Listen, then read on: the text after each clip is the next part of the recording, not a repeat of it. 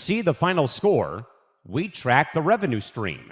Welcome to the show that treats the sports world like the multi-billion-dollar business it is. We dissect the ownership deals, the television right battles, the NIL impact, and the media figures driving the entire narrative. From Wall Street to the locker room, we follow the money and the people who control the message. Welcome to Press Row, the business of sports, right here on the Empty the Bench Network. Now, here's your hosts, Callum McClurg and Nick Morgeson.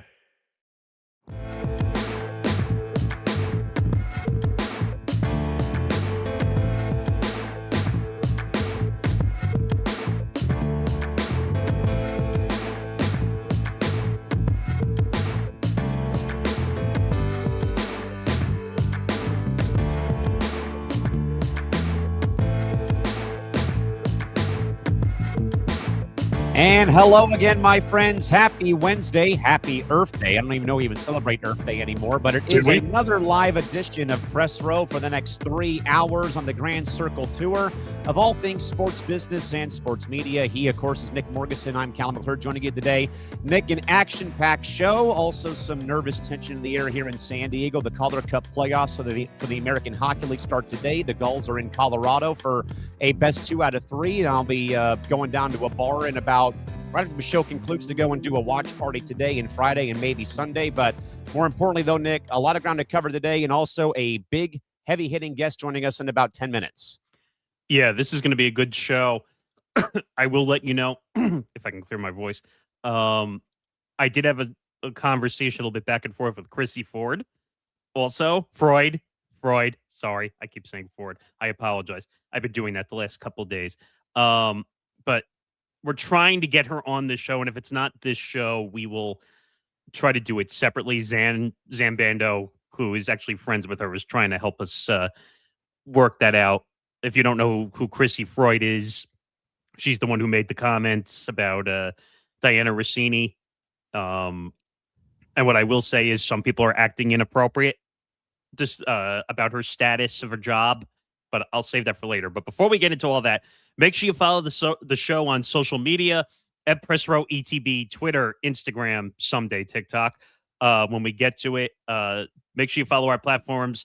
We are going to be doing a lot of clipping depending on how these interview goes. A lot of LIV Golf. That's a big trending story we are going to talk about with Alan Shipnuck coming up in about 7 or 8 minutes or so when he joins the show. If you want to follow the ETB Network, I just said it, at ETB Network for the Empty the Bench Network, Twitter, Instagram, TikTok. Follow our YouTube channel, youtube.com/ETB Network. Very close to 1,100 subscribers. Please help us get over that number. We're right there, baby. Come on.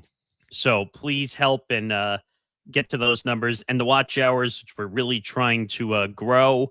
So please help us. We are doing our best to grow. And as soon as we get monetized, we could do a shitload more of things here that we aren't doing already. So help us on that journey as we continue to get there. But we got an incredible show today. Like I said, right off the bat, we're going to have a guest in about 7 or 8 minutes. Alan Shipnuck is going to join us. He's a golf insider, written a ton of books, by the way. And I mean that in a very positive way. Written a ton of books. I think he even wrote a book about LIV, right? I believe he did, yes. Oh, yeah, you have it here. The LIV Survival Mode Deep Dive. And I saw him on the Rich Eisen show. I think I saw him talking to SVP. This guy knows a lot of golf. He's been in the insider business, for 30-something years, I think. Oh, yeah, 30 years covering golf. So, looking forward to that. And then, unfortunately, we have to make our way back to the Diana Rossini, Mike Vrabel situation. And all I'm going to say right now is, we told you so. That's how I'll leave it right now. Because after you and I got our asses beat up on ETB Lounge the other night. On my own program, if you can believe that. Where some information was not fully accurate. Or, how do I want to put it? Journalism integrity is not always followed on that show. Always. I love the show. Don't get me wrong. But there are times when you have to follow the journalism standard when you're going to cover a story. and that doesn't always happen. We'll get into the Padres sale as well. Almost $4 billion. That's a new record over Steve Cohen.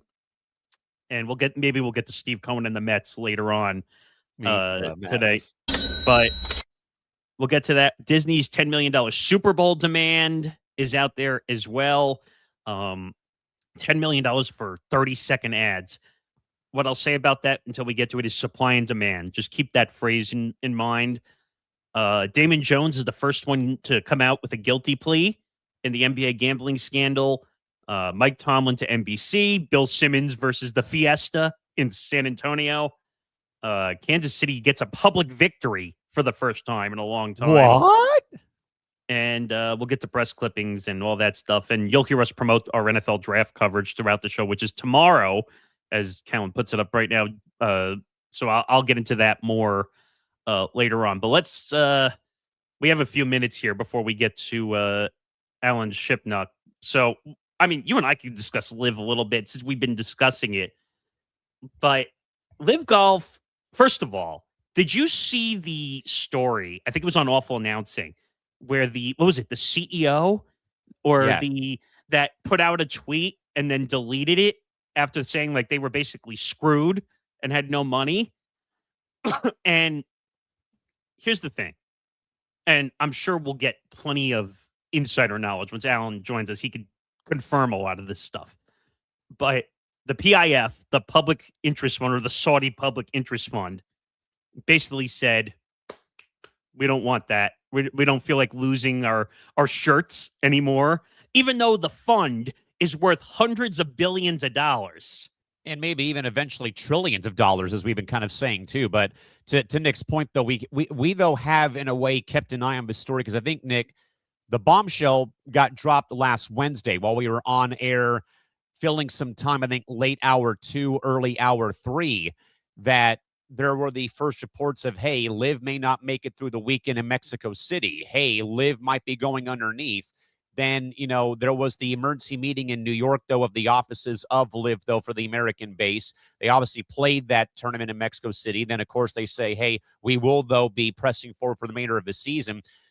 But, though, Nick, I would say life support is definitely the best way to put it right now when it comes to this whole entire ordeal. Yeah. And again, I don't want to step too far cart before the horse, because, again, there was a lot of conflicting reports on what's real and what's not. And who was it also?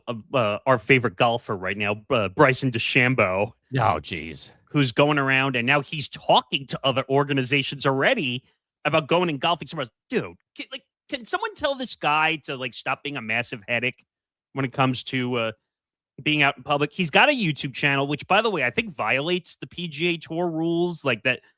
There's certain things you're not allowed to do when you're on the PGA Tour. That's why some of the golfers who went to golf in the Barstool golf event were basically told you can't golf on the PGA Tour anymore. Crazy. Which I don't know what that has to do with being on the PGA Tour. Yeah, neither do I. It's almost like they're not playing it's not like, for example, going from the PGA to LIV. Like what if it was a charitable event they were doing for Barstool, or what if it was, some other golf event that they happen to be playing at? You can't do that all of a sudden. What's up with that? I mean, you choose what events you play on your schedule, right? Like, not every golfer plays every freaking event there is out there to compete. It's a matter of what you make time for in your schedule. Today, we live in a society of athletes where if you've made enough money, you decide what you want to do with your life. If you don't want to play in every tour event, you don't play in every tour event. Tiger Woods didn't technically have to play in every tour event. But, yeah. I mean, that might be a bad example now. But my point is... But, I mean, no, I think it's a valid point, though, still before the latest, soap opera broke out with him rolling his card again, but that he did not play every event unless it was a major like the Masters, US Open, whatever it may be, or if it was being held at one of the courses he actually owns and operates in Florida or somewhere else. And that's the point I'm trying to make. Like that, if you've made enough money, Bryson DeChambeau has made enough money. Oh, absolutely. That's why he could be an outspoken POS, because he can say, "Oh, look at my bank account. This is what I have in it." By the way, I hate when athletes do that. By the way, Oh, yeah. we get it. We know you're in the top 1%. Okay, we get it, but it doesn't mean you have to be a dipshit in the process and say, "Well, I can do what I want. I'm going to follow my own rules." I don't know if you saw the video the other day at the LIV Mexico event where he complained about the quality of the grass or the. Oh, gee, boo-hoo. Cry me a river, dude. And I was like, "Oh my god, like, dude, like you made like." I don't remember his deal off the top of my head, but it was close to 200 or 250 million, the deal he signed with LIV. And that's the other thing people forget about LIV, by the way. Yeah. On the PGA Tour, you play, you have endorsements, you have sponsors, but you're not being paid to golf. That's what people forget in this scenario. Hi, Christy. I concur. For LIV, you're getting paid to golf, literally. So I don't know what the incentive is to fully say, I'm going to play in every event if they're paying you right off the bat, right? Precisely. The PGA Tour, you have to earn your money. Yeah, So, I mean, I don't really know. And again, folks, we do have Alan Shipnuck joining us momentarily, probably getting through some technical difficulties or what have you, but he will be joining us, though. Again, longtime 3-decade golf insider, best-selling author, though, Nick, when it's come to writing books about Rory McIlroy, Tiger Woods, Phil Mickelson, you name it. So again, we will have Alan Shipnuck joining us in just a few minutes, we believe, at this rate. But yeah, Nick, I mean, this has been a very much crazy story to kind of follow because, again, that first wave of news hit, though, while we were on air last Wednesday. What is the future of LIV Golf? What does it look like right now? Where, and I wanted to save this for when Alan joined the show, but I'll say it now, though, Nick. But I always make this analogy, I think, whenever we talk about a upstart operation like LIV Golf, trying to compete with the big bad wolf that is the PGA Tour. But with that, though, Nick, looks like our guy has joined us. All right. You want to do quick little intro here? We'll bring him in. Sure thing. So with that in mind, folks, we welcome on to Press Row for another guest interview today. Again, covering all things LIV Golf and what the future holds. A warm welcome today to our good man, longtime golf insider and author, the one and the only Alan Shipnuck is joining us here on Press Row. Alan, welcome to Press Row. Thanks for being here today to talk some golf with us. How's it going today? I'm delighted to be here. Let me fix my background a little. Get that light out there. All good, Gotta man. frame it properly. This is showbiz. Thanks for having me. Yeah, not a problem. So let's get into LIV. Now, I don't know, Cal and I have been discussing LIV for a while with this story being trending with the headlines. We saw some misleading stuff. What is the latest so everyone can understand what is going on with LIV from a financial standpoint? Well, the whole world's trying to figure that out, including LIV Golf, the players, the general managers, those of us in the media. From the very beginning, LIV has been a kind of information war, and it's still being fought. There have been a lot of reports about the Saudis pulling funding. It seems clear they're at least pulling back. Whether they'll have any involvement in 2027 is TBD. Scott O'Neill, the LIV CEO, candidly said that we're funding for this year and then we have to figure it out. Then that chunk of the interview got snipped out and buried, but it was too late. So it's obviously, it's been chaotic at LIV from day one. One of their top executives told me this is the early days. We're building the plane as we're trying to fly it. And that's never really changed.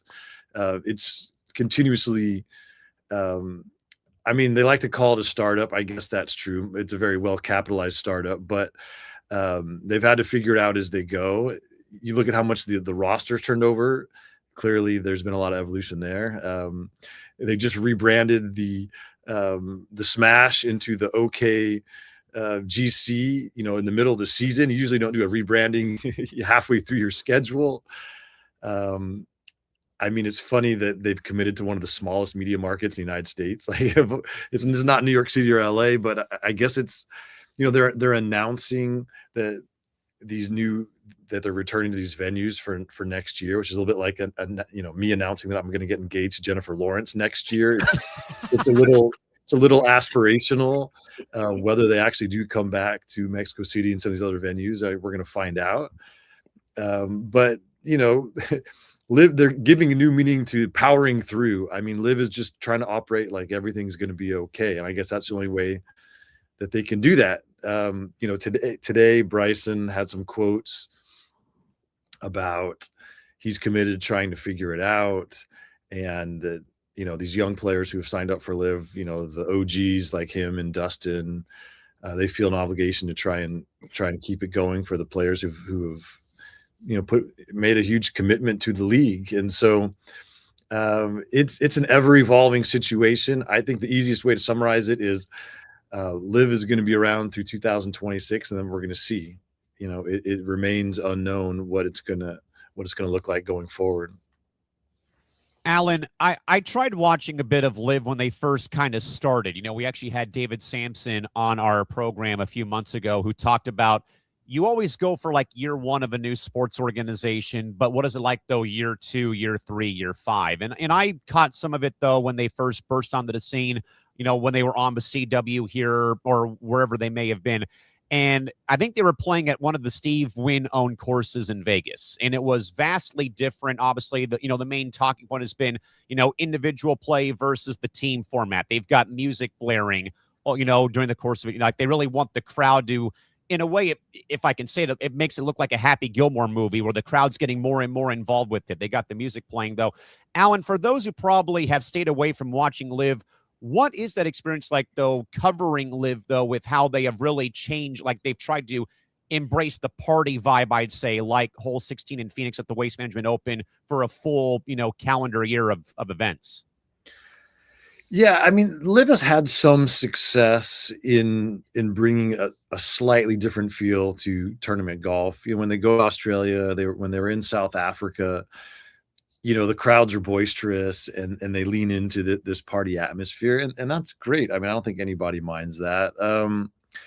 It doesn't translate as well when they're in the U.S. venues. It's just the ultimately, it's just golfers hitting golf shots. There's a very low ceiling on how exciting it can be. Let's be honest. I mean, I love tournament golf, but a lot of the drama is in the stillness. It's in the quiet. It's a meditative sport. The ball is just sitting there mocking you. Like it's a very internal battle, and it's just never going to be Madison Square Garden for Game 7. With the Rangers playing. That's not what golf is. The music doesn't bother me when I play golf with my friends. We usually have music playing. So I know some traditionalists, some purists, whatever, they get their nose out of a joint. I didn't think the shotgun start was a bad idea in that, the PGA Tour goes from dawn to dusk, and your favorite player might tee off at 7 a.m. By the time you get to the course, they're already done, and they've missed the whole broadcast window.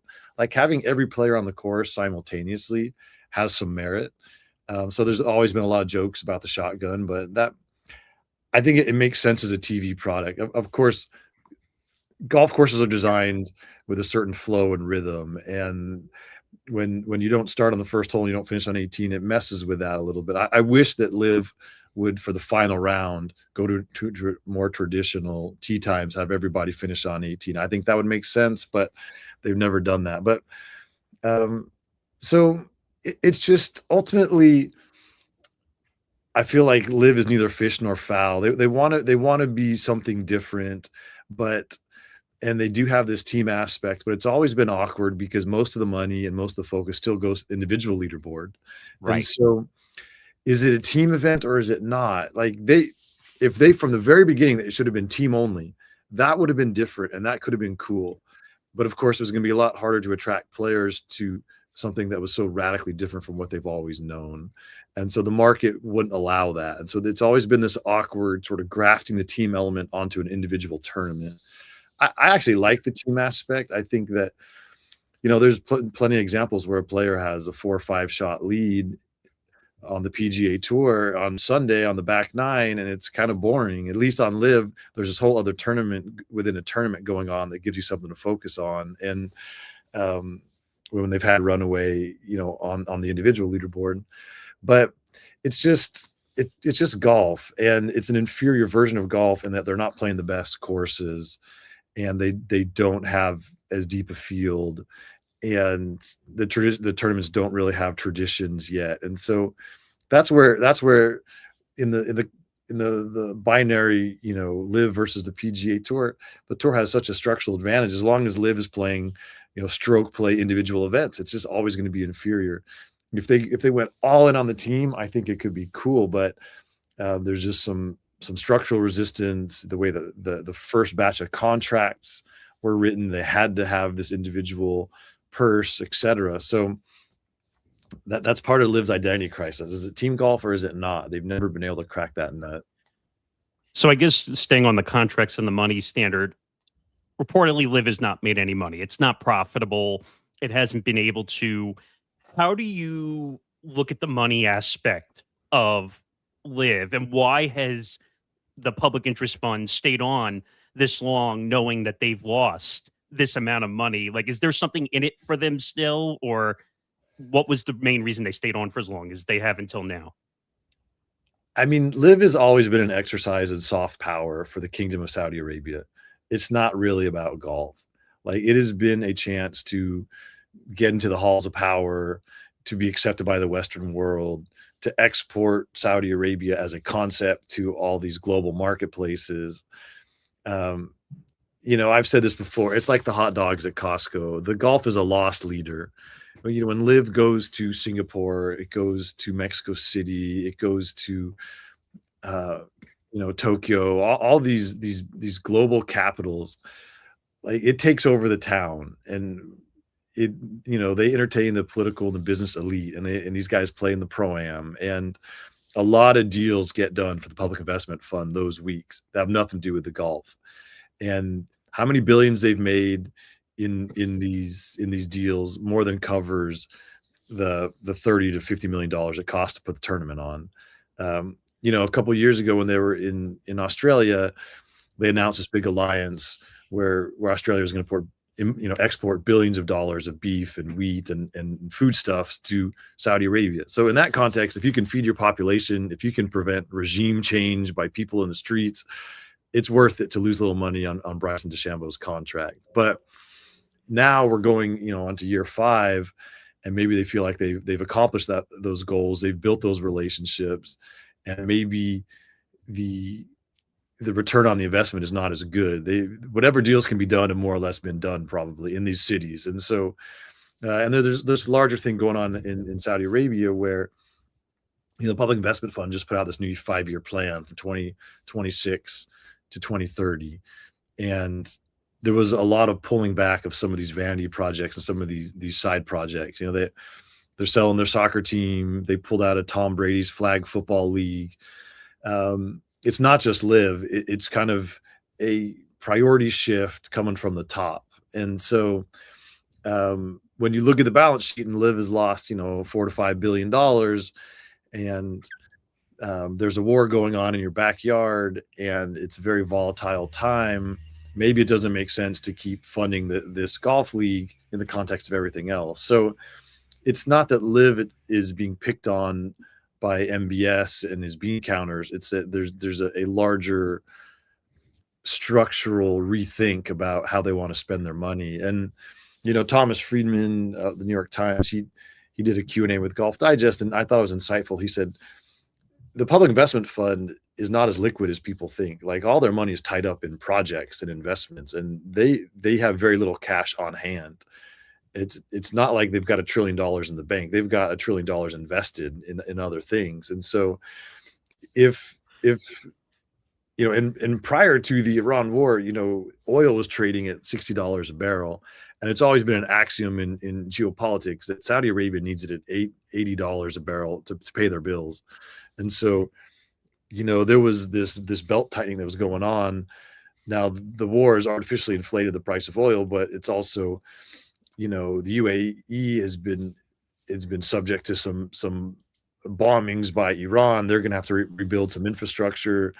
Like, it's just a very volatile time where if you pay your bills through oil, and all that is up in the air. Do you really want to be on the hook for all these side businesses? And the MBS and his people have kind of said, no, we don't. And so that's what's happening. And it seems like LIV is part of that squeeze. Alan Shipnuck, longtime golf insider and best-selling golf author, joins us on Press Row talking all things LIV Golf. Obviously, Alan, the big, I'd say not controversy, but other big event, though, that happened, obviously, was Mexico City. The tournament went on, though, but more importantly, though, Alan, Brody Miller of The Athletic, though, revealed that LIV placed a security alert on him during the Mexico City event last weekend, with security guards reportedly shown a company-wide chat containing his headshot with instructions to monitor his movements following his reporting on the league's potential dissolution. Alan, is there any way for you to maybe tell the viewers out there, like, how kind of chaotic maybe that this whole thing got because of that initial report, though, of, hey, this whole thing's going to, go down in flames before they get to Mexico City, or what really had gone on, though, over the course of when that first story really came across the wire about the long-term future, at least for the remainder of this year, before, of course, all the backpedaling happened saying, hey, we're here for the long haul for this year. Yeah, I mean, so Brody decided to go down to Mexico City at the last minute, way after the credential application process had played out. And so he just bought a ticket for the first day. That's exactly what happened to me when I went to the first LIV event in London. Back in 2022, I had not planned to go because of the start of the summer.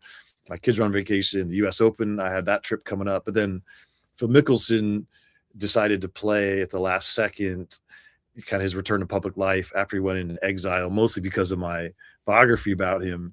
And so I was in that same situation. And of course, there's that classic photo of Greg Norman.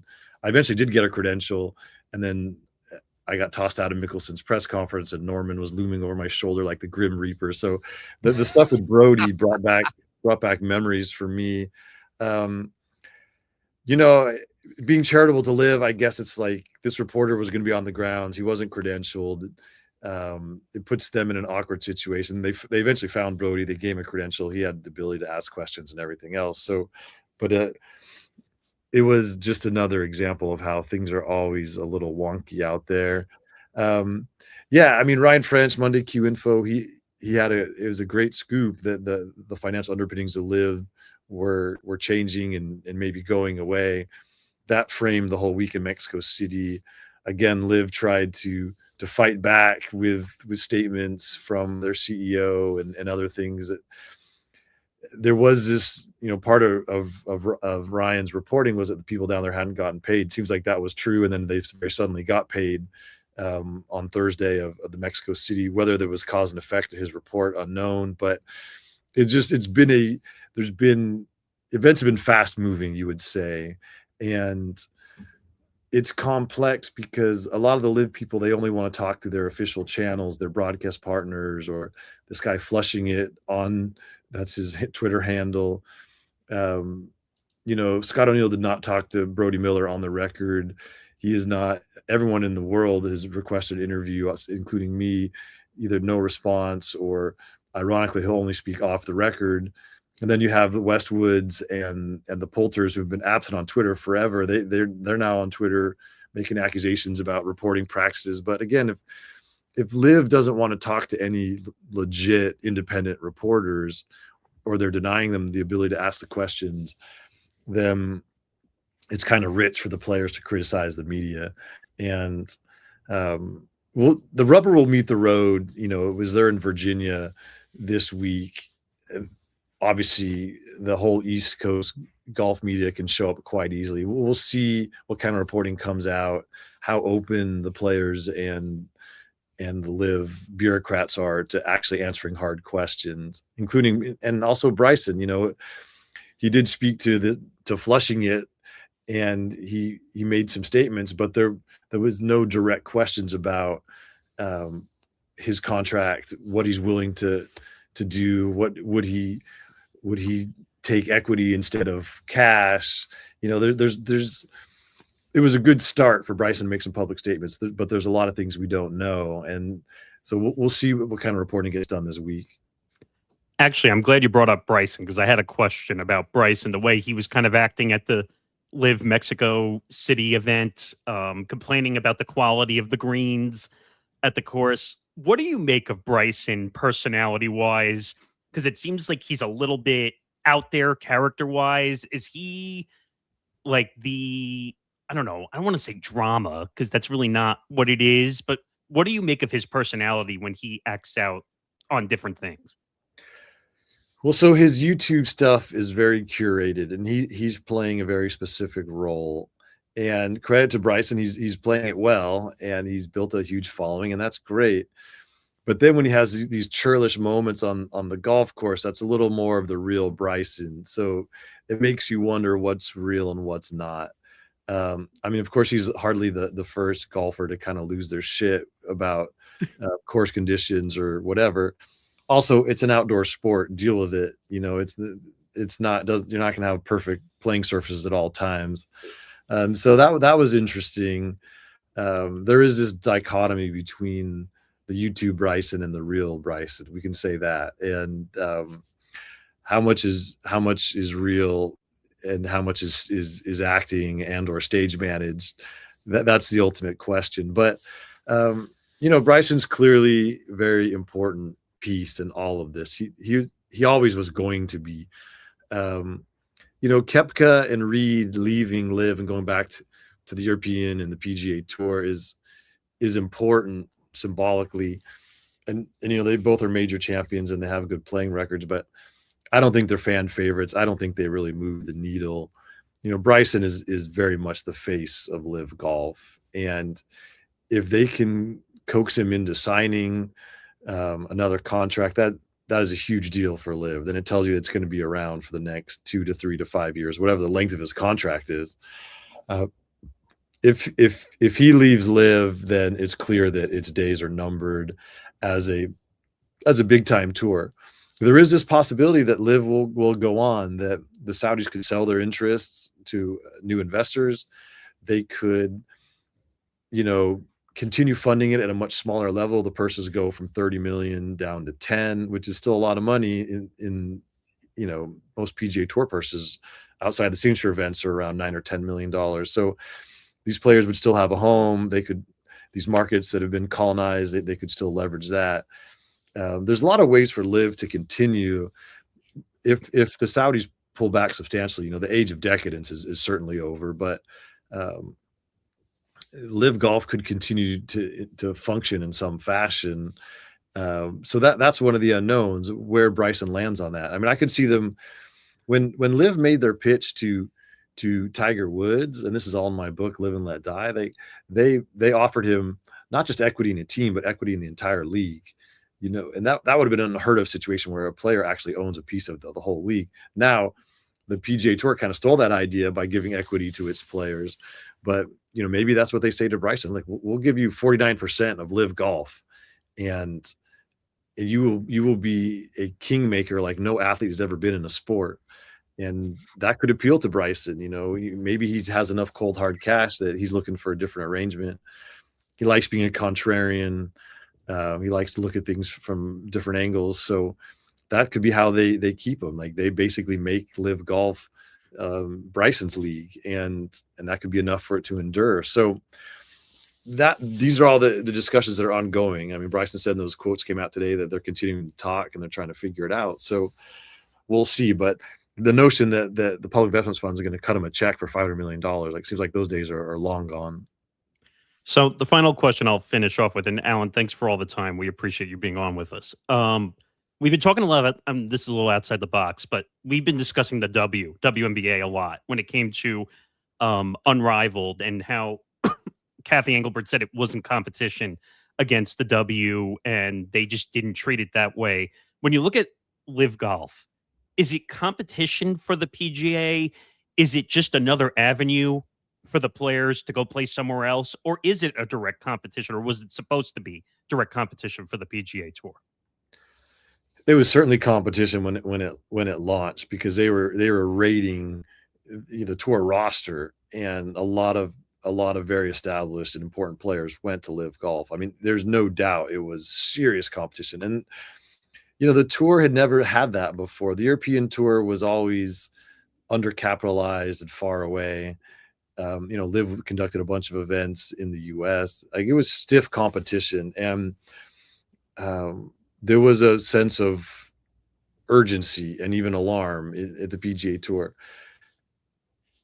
Now, then they kind of over the last couple of years, they were on this parallel track, and it was kind of this Cold War had settled in, where no tour players were really going over to LIV, players of note. The tour reshaped itself and was on firmer footing, and so it was kind of like, you do your thing and we'll do our thing. And maybe it could have been, as Greg Norman said, a long additive where you could enjoy both of them. And LIV started leaning into a more international schedule that made sense.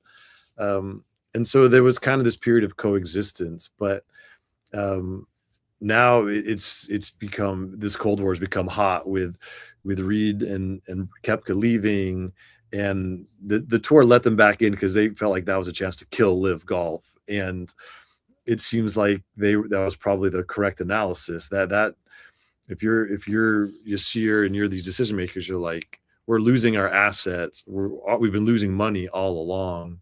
Rory McIlroy he's been an important figure in all of this, and he's been calling for this reunification for a long time, and this could be a chance where LIV, they've wanted to stay separate, and they didn't like the idea of conceding defeat, and that's why this framework agreement never got consummated that was signed back in 23. If LIV has this major rethink, it always made sense for it to become sort of an arm of the European Tour. And if they accept that the reality has changed, there's various path forwards for LIV Golf. But to keep battling the PGA Tour, like, they've lost that war now, and that's becoming more obvious. So, I think Unrivaled in the it's not a perfect comparison because LIV was so well capitalized, and they were stealing some of the biggest stars in the game, whereas Unrivaled, we just want to borrow them for a little while and then we'll give them back. We want to just borrow them during your off season. LIV was conducting tournaments in the US during the heart of the PGA Tour season with former PGA Tour players, sometimes on former PGA Tour venues. Like, it was a much more direct threat. But if it evolves into something that is more like a nice little side bit, and that's probably its best path forward. Admit that you can't compete with the tour, and have maybe smaller ambitions and a smaller footprint and smaller purses. Maybe LIV can survive. But I mean, it mounted a very serious competitive challenge to the PGA Tour. The tour has prevailed, and now in this new landscape, LIV has to figure out what it's going to be. With that in mind, Alan, we thank you again for the time. Where can people find you on social media, find your golf coverage, and also, more importantly, buy some of your books? Yeah, well, my Rory McIlroy biography just came out, and it's been well received on the New York Times bestseller list and all that. And so it's out there if people are interested. And yeah, social handles at Alan Shipnuck, and most of my typing now is at Scratch Golf. So people can find me if they're interested. But I mean, I did write a book called Live and Let Die about all this stuff. It came out. Some people said it's a little too soon for the book to come out. I thought it was important to capture how we got to this moment. The last chapter, I kind of predicted a lot of what's happening right now. There will certainly be an update. In fact, I told Simon Schuster a couple months ago, okay, the war is over, the tour won. I think we can write that last chapter now.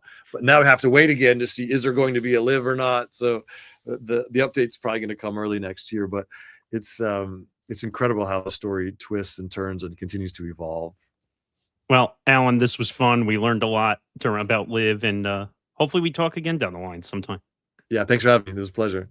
Thanks again, Alan. We appreciate you. Okay. All right. Alan Shipnuck, longtime golf insider and author, joining Press Row.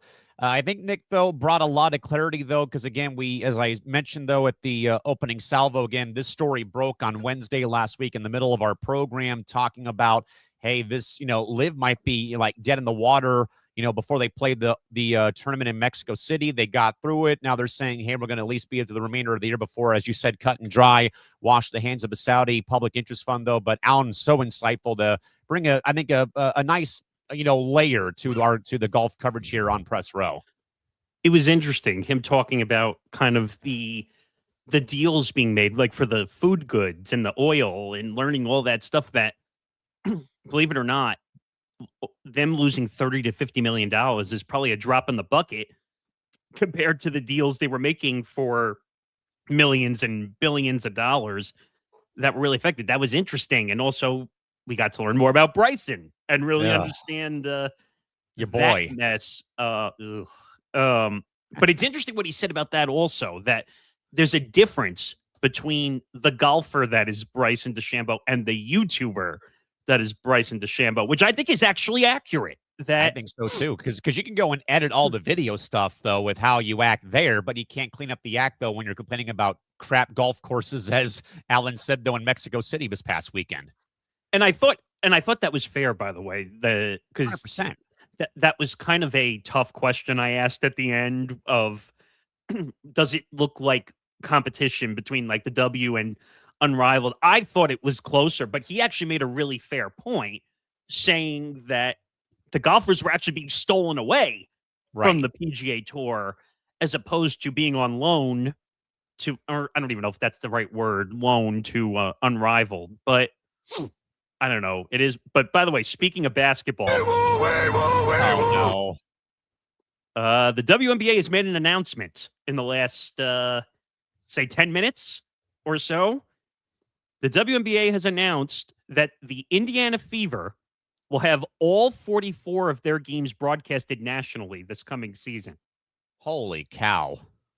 Games will air on ABC, ESPN, USA Network, which is that new deal with Versant, Prime Video, Ion, NBC Peacock, CBS, and NBA TV. All 44 games are going to be nationally televised. So no local TV for the Fever this year on whoever their platform was. That's kind of BS. No. Favoritism much? I mean, does that have to do with Caitlin being back? Probably. It's a little BS. I feel bad for the local audience or whoever was calling the damn games. How about them? Oh, and I think I knew who it was because he was doing the Fort Wayne Tin Caps, the Padres high A affiliate for minor league baseball. Wait, so does that mean the local affiliation, whoever was covering, is out of the job this year? If that report is confirmed that all 44 of their games are on national TV, then you would think so. Especially though, Nick, I think that what we're kind of missing, FanDuel Sports is going bye-bye when the first round, when the Stanley Cup first round goes away or ends, I should say. Yes. So WNBA Communications also dropped something about a half an hour ago. Excuse me. So they've expanded access across linear and streaming platforms. Like I just said, ABC, ESPN, NBC Peacock, and NBC Sports Network, which I think is only on YouTube TV, by the way. Oh, I get it on cable, so yes. Oh, you do? Okay. Prime Video, CBS, Ion, USA Network, and NBA TV. ESPN's going to broadcast the Liberty at the Sparks on June 21st. I think that's to the day of the first ever game in league history that was played at the Forum in Inglewood. It says commemorating the date of the WNBA's inaugural game in 1997. Makes sense. So, let's put it this way. The WNBA is following the NBA model when it comes to let's be on 100 million platforms so we can confuse every fan that there is whatsoever. Even then, though, you still, do have teams who have local affiliations on TV, LA, Phoenix, Golden State, Seattle, New York. I do wonder, though, if that's unfortunately the Caitlin Clark effect. It is. You can call for what it is, because it is. So I feel bad for the Indiana fans because it's not fair to them. Because now, what happens if you don't have some of those platforms? Yeah, I mean, there would have to be some kind of an option. I mean, speaking of WNBA media, but also broke earlier this morning, the Minnesota Lynx have made the jump, though, from FanDuel Sports Minnesota to Victory Plus, starting this upcoming season, too. So, and that's the big thing that's happening now. Like a lot of jumping in to plus platforms or digital platforms. And a lot of people who watch TV are going to be very upset in the next year or two. Now, Nick D says this all the time, and I don't agree with it. Oh, well, if you don't have Netflix or you don't have Prime, then you're not with it today. Not everybody has digital platforms. Not everybody can afford to have all the platforms either. Oh, but Netflix, everyone should have Netflix. Okay, are you reaching in people's pockets and paying for it? Sure seems like it. I mean, here's the thing, and I say this to you all the time. I had Netflix. I didn't watch the Yankees on opening day. But, Nick, you're a Yankee fan. That's fraud. No. Is it fraud? Do I want to... Is it fraud when you saw when you eventually saw what happened with how it was a nightmare for Netflix with Major League Baseball? Do I really want to see a hand on a skateboard throwing out the first pitch? Do I need to see Bert Kreischer, the comedian, running around doing dumb shit? Do we have to see the Uso brothers that are promoting WWE? No. Or do I need to see Jameis Winston, who's a big clown show now? Yes, I said it. I know. Clown show, clown show, clown show, clown show. I have the platforms. That is correct. I have Netflix. I have Amazon. Okay, we have Peacock. I have the stuff because I need to watch the NFL because that's the biggest season of the year. So I have to be able to follow along with it. But just because I have the platforms doesn't mean I have to watch every clown show, no pun intended, that's being put together on these platforms. Right? I agree. But all right, let's pick back up, and I guess we're gonna go into the drama portion of this show. Do I have to go grab my helmet? No, because we don't have her on the show yet. But yeah, Mike Vrabel breaks silence, and Chrissy Ford terminated by USA Today. Now, why am I saying it that way? Because there are a lot of people who said what? That she got fired. And I want to be very clear. I don't agree with what she did, but you still have to get the facts correct. The way that they come out. If she was fired, it would have had to be for cause. Okay? Now, I tried to look this up under contractual law because I don't know what the rules are. Can you be fired for cause under a contractual situation? That I don't know. I don't know how that works. I don't know either. But with that in mind, though, Nick, finally, though, coming out of witness protection in a highly anticipated press conference, Patriots head coach Mike Vrabel finally did address the viral photos from what we're again calling Photogate from Sedona, Arizona. Coach Vrabel admitted to having both difficult but necessary conversations with his family and the New England Patriot locker room, promising to be the best version of himself as a leader, and stopped short though of defining the nature of his relationship with former Athletic beat writer Diana Rossini, though he did emphasize his respect for her former work. With that in mind, though, Nick, Chrissy Freud found herself in the media crosshairs, too, celebrating on social media of Rossini's resignation. That also went viral. The backlash was swift as USA Today Sports officially severed their contractual or contractor relationship with Freud early in the morning, citing a violation of professional standards and a culture of toxicity that the outlet will no longer tolerate. So, Nick, two-pronged question. Does Mike Vrabel's personal growth narrative hold up in a locker room built on the Patriot way of accountability? And does the Freud termination officially mark the end of a mean girl engagement era as a viable strategy forward in sports media? Your thoughts on this whole entire ordeal? So before I comment, I have the audio from Mike Vrabel speaking at the press conference. So I think we should, before we say anything, let's do it.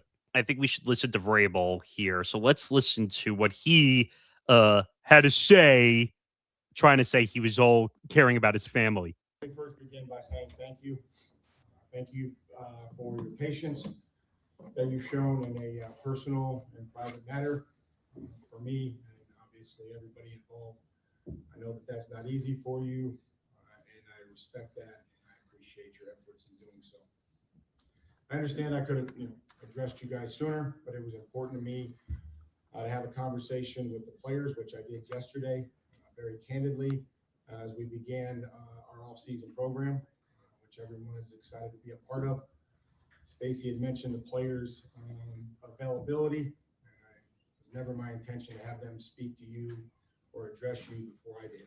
And so I asked him to come today and to talk with you. I also don't want to take away from our the draft, the weekend of the draft. This is an important time for us, our organization, and the excitement and the joy that those players are going to have that we bring onto our football team. They're starting an amazing journey, one that should be celebrated as we welcome them onto our team. With that being said, I've had some difficult conversations with people that I care about, with my family. Stop. Right there. Right there. He said I had to have difficult conversations with people that are in my circle and my family. I'm sorry, is that a partial admission of guilt? I mean, you would think so, right? Sure sounds like it if you have to have, what he's calling difficult conversations with inner circle and obviously with family. Let's continue. The organization, the coaches, the players, those have been positive and productive. We believe in order to be successful on and off the field, you have to make good decisions. I have to make good decisions. You're admitting you did it. I'm not saying yet, but he's basically admitting that he did it. Right? I mean, he is. And I think, Nick, that's a good parallel to draw, though, as we kind of said about, the Patriot way of do your job, take accountability. But that goes to my point I tried to say on Sunday, and I think Ben Cruz said it, though, as a Patriot fan himself. This is the last thing that the Patriot organization needs, is another scandal to break out, as we've seen for the last 15, 20 years when it's come to Deflategate, Spygate, and now Photogate for all that we know. And Tom Brady destroying his phone, which had the evidence in it. I mean, he got suspended, but his 4 games really matter. But my point, he's admitting it. This is the first time we're hearing anything official on either side, right? And I hate to say it, too, because I think Mike Vrabel is a great guy, and I don't know much about his coaching philosophy or how he coaches, but right here, it just looks like, sadly, Nick, it's the look of defeat. You can tell. It's written all over this entire video. And that's what I'm not getting here. Christy said, the Patriot way is nothing but a joke.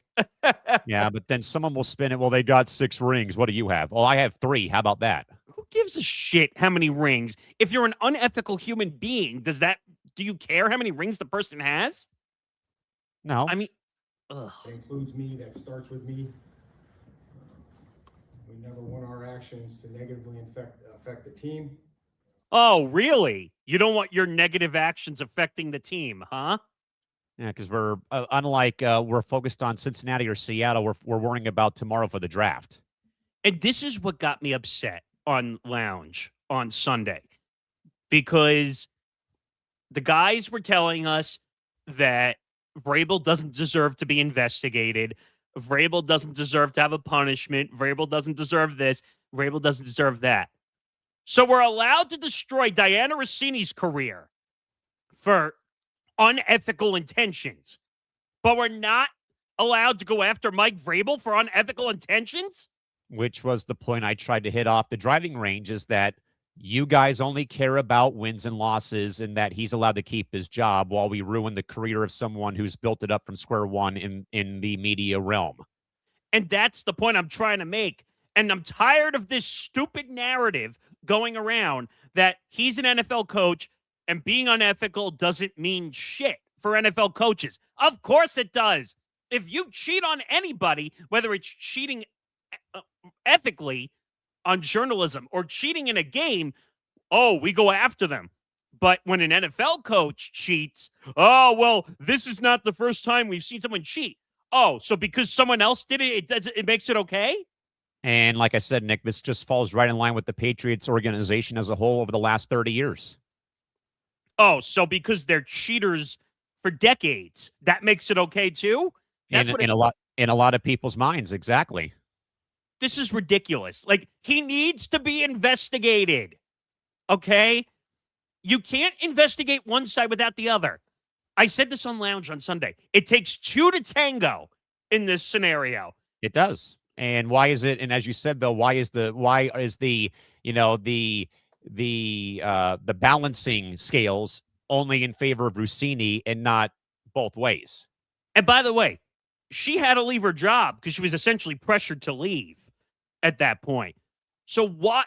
and you said this very well, and I agree with it. Oh, is it only about wins and losses? Is that all it's about here? In a lot of people's minds, including on this platform of ours, it's all about wins and losses. And I'm sorry, Nick D dropped the ball there slightly during lounge, saying that he shouldn't be investigated or shouldn't be given a suspension of some sort at all. You never heard of a code of conduct violation when you sign a contract? This would fall under a code of conduct, right? Oh, absolutely. So what if he's caught and it breaks a code of conduct, he should be suspended in some way, shape, or form. And that's where you have to have or get HR involved, I would even say, too, at this rate. And by the way, because everyone is saying, including on Lounge, where they said, oh, well, she was the one looking for the scoop. Okay, that might be correct. But if he said the only way I'll give the scoop to you is if you do something with me, he's just as wrong. Oh, yeah. I mean, believe us, folks. We're again reserving our judgment, but whichever way this goes, if they're both guilty or they're exonerated, we will come out and give you the actual, not actual, but, further give you more thoughts here. But again, there's not a lot that we can still bank off of though. But Nick, do we have any more sound from Coach Vrabel by chance, or what else do we have? Yeah. We never want to be the cause of a distraction. And those are comments and questions that I've answered for the team and with the team. We'll keep those private and to ourselves. Care deeply about this football team and excited to coach them. I also know that I'm going to attack each day with humility and focus. And what I can promise you is that my family, this organization, the team, the staff, the coaches, everybody, our fans, most importantly, will get the best version of me going forward. That's what I know, and I'm excited to do that. All right, enough of that. I can't listen to him anymore. He makes me sick.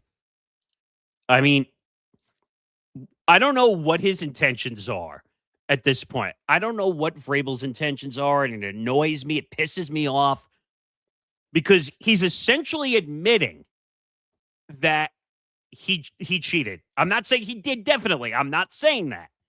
But he is partially admitting that he had to have a tough conversation with his wife and his important circle, which sounds like he kind of threw Diana Rossini under the bus.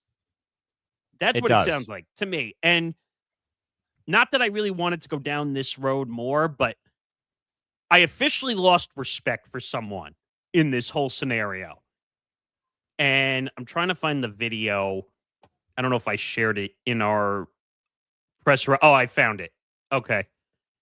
So there's a video of Zach Gelb, who we've already played on this show multiple times, which I really want to show here because Zach has been totally wrong in this entire scenario when it comes to handling this situation. Okay. And Zach needs to, and because this was said to me on social media, and I'm nowhere near a Patriot fan whatsoever, Zach needs to take Vrabel's you-know-what out of his mouth. And I mean that sincerely because he basically says there's no punishment or anything should be done. But let's listen to what Zach Gelb had to say about this whole scenario. So here's my reaction to those 2.5 minutes from Mike Vrabel. The difficult conversation part. Your original statement was it was laughable, right? The things that were being asserted that you did or didn't do with Diana Rossini. Why would those conversations be difficult if you weren't doing something in the wrong? The difficult conversation has to be with his wife. So whether he went to a bedroom with her or not, it's a bad look for him, and it suggests that something romantically happened. Again, Zach, how do you know? I understand that the statements being made are incriminating to the point where Vrabel is saying, oh, look, we got involved in this or that or this, that, and the other thing. But again, you need to stop saying that it's romantically involved until the information comes out and is officially proven. With Diana Rossini. That's what I think he's saying there, trying to decipher through the coaches speak. The distraction part, whether this is true or not, and I do think that if you put a gun to my head, he was romantically involved with Diana. All right. That's the part of the statement I have a problem with. Okay? Where he says, put a gun to my head, I think they were involved romantically. Why would you do that in the first place? But that's the problem I have. Like, you don't know. I understand that he basically incriminated himself in this press conference. I got that. Oh, yeah. But gun to my head, I say they're romantically involved. What kind of media person says that? Those who have their head up their ass and only care about their head coach getting exonerated. And I'm going to say this again for the 12th time. Zach is a Patriot fan. Okay? Keep that in mind when you listen to this. Cini, this has become a distraction. And he says to his players, don't become a distraction. He's now the distraction. So he had to address that man-to-man with his players. The other part, by the way, where he goes, I'm not going to reveal what was said in the locker room. Don't you think, Garrett, if there was a little locker room talk going on, that this guy gets up there and he goes, yeah, you've seen the pictures. Maybe, I don't know if he said this, I had a romantic relationship with Diana Rossini. Don't you think there's some guys in the locker room that are like, yeah, coach, way to go. Yeah. And I'm sure there's others that are appalled. How could you cheat on your wife? But there's probably a contingent of people in that locker room, and a portion of the locker room go, oh, coach, you a dog. You a dog, coach. And that's the other thing. I know we get all serious about this, and there's families that are involved, and we know, or we think we know what happened on that balcony or in the pool or in the bedroom at the resort. But ultimately, in terms of Mike Vrabel in the football culture, there's going to be no punishment for him. Are you kidding me? How could you say there's no punishment? And by the way, do you notice he walked back there slightly where he said, oh, I don't know what happened in the hotel. I don't know. Why didn't you say that in the original video? So some thoughts from Zan Bando. I guess the issue I have is that can Gelb not have an opinion? If he can, how should he have said it?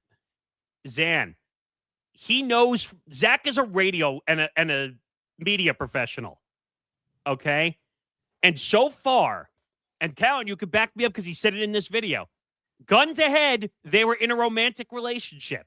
And that's a double down from the video we played, I believe, last Wednesday concerning the original thoughts of him jumping the gun, literally and figuratively, speculating just based off the image of Diana and Mike's handshake. I'll use the air quotes there.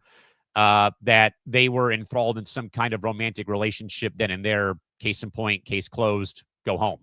And that's the point I'm trying to make, Zan, that Zach is acting like he knows what happened at that hotel. And that's the problem I'm having here, okay? I've liked Zach, okay? Full disclosure, when I was training to work at CBS Sports Radio, which became Infinity, I trained on Zach's show, okay? And I like Zach. But after what happened this week, I can't respect the guy right now at all. So, and then Zan follows up, and I agree with him. So basically, does Zach Gelb just want this to go away? Seems obvious to me. Yes, and I think everyone in New England wants it to go away because we're worried about the draft. Trust me, I'm going to be more focused on the draft tomorrow because I'm done with this. What I'm praying to God doesn't happen tomorrow.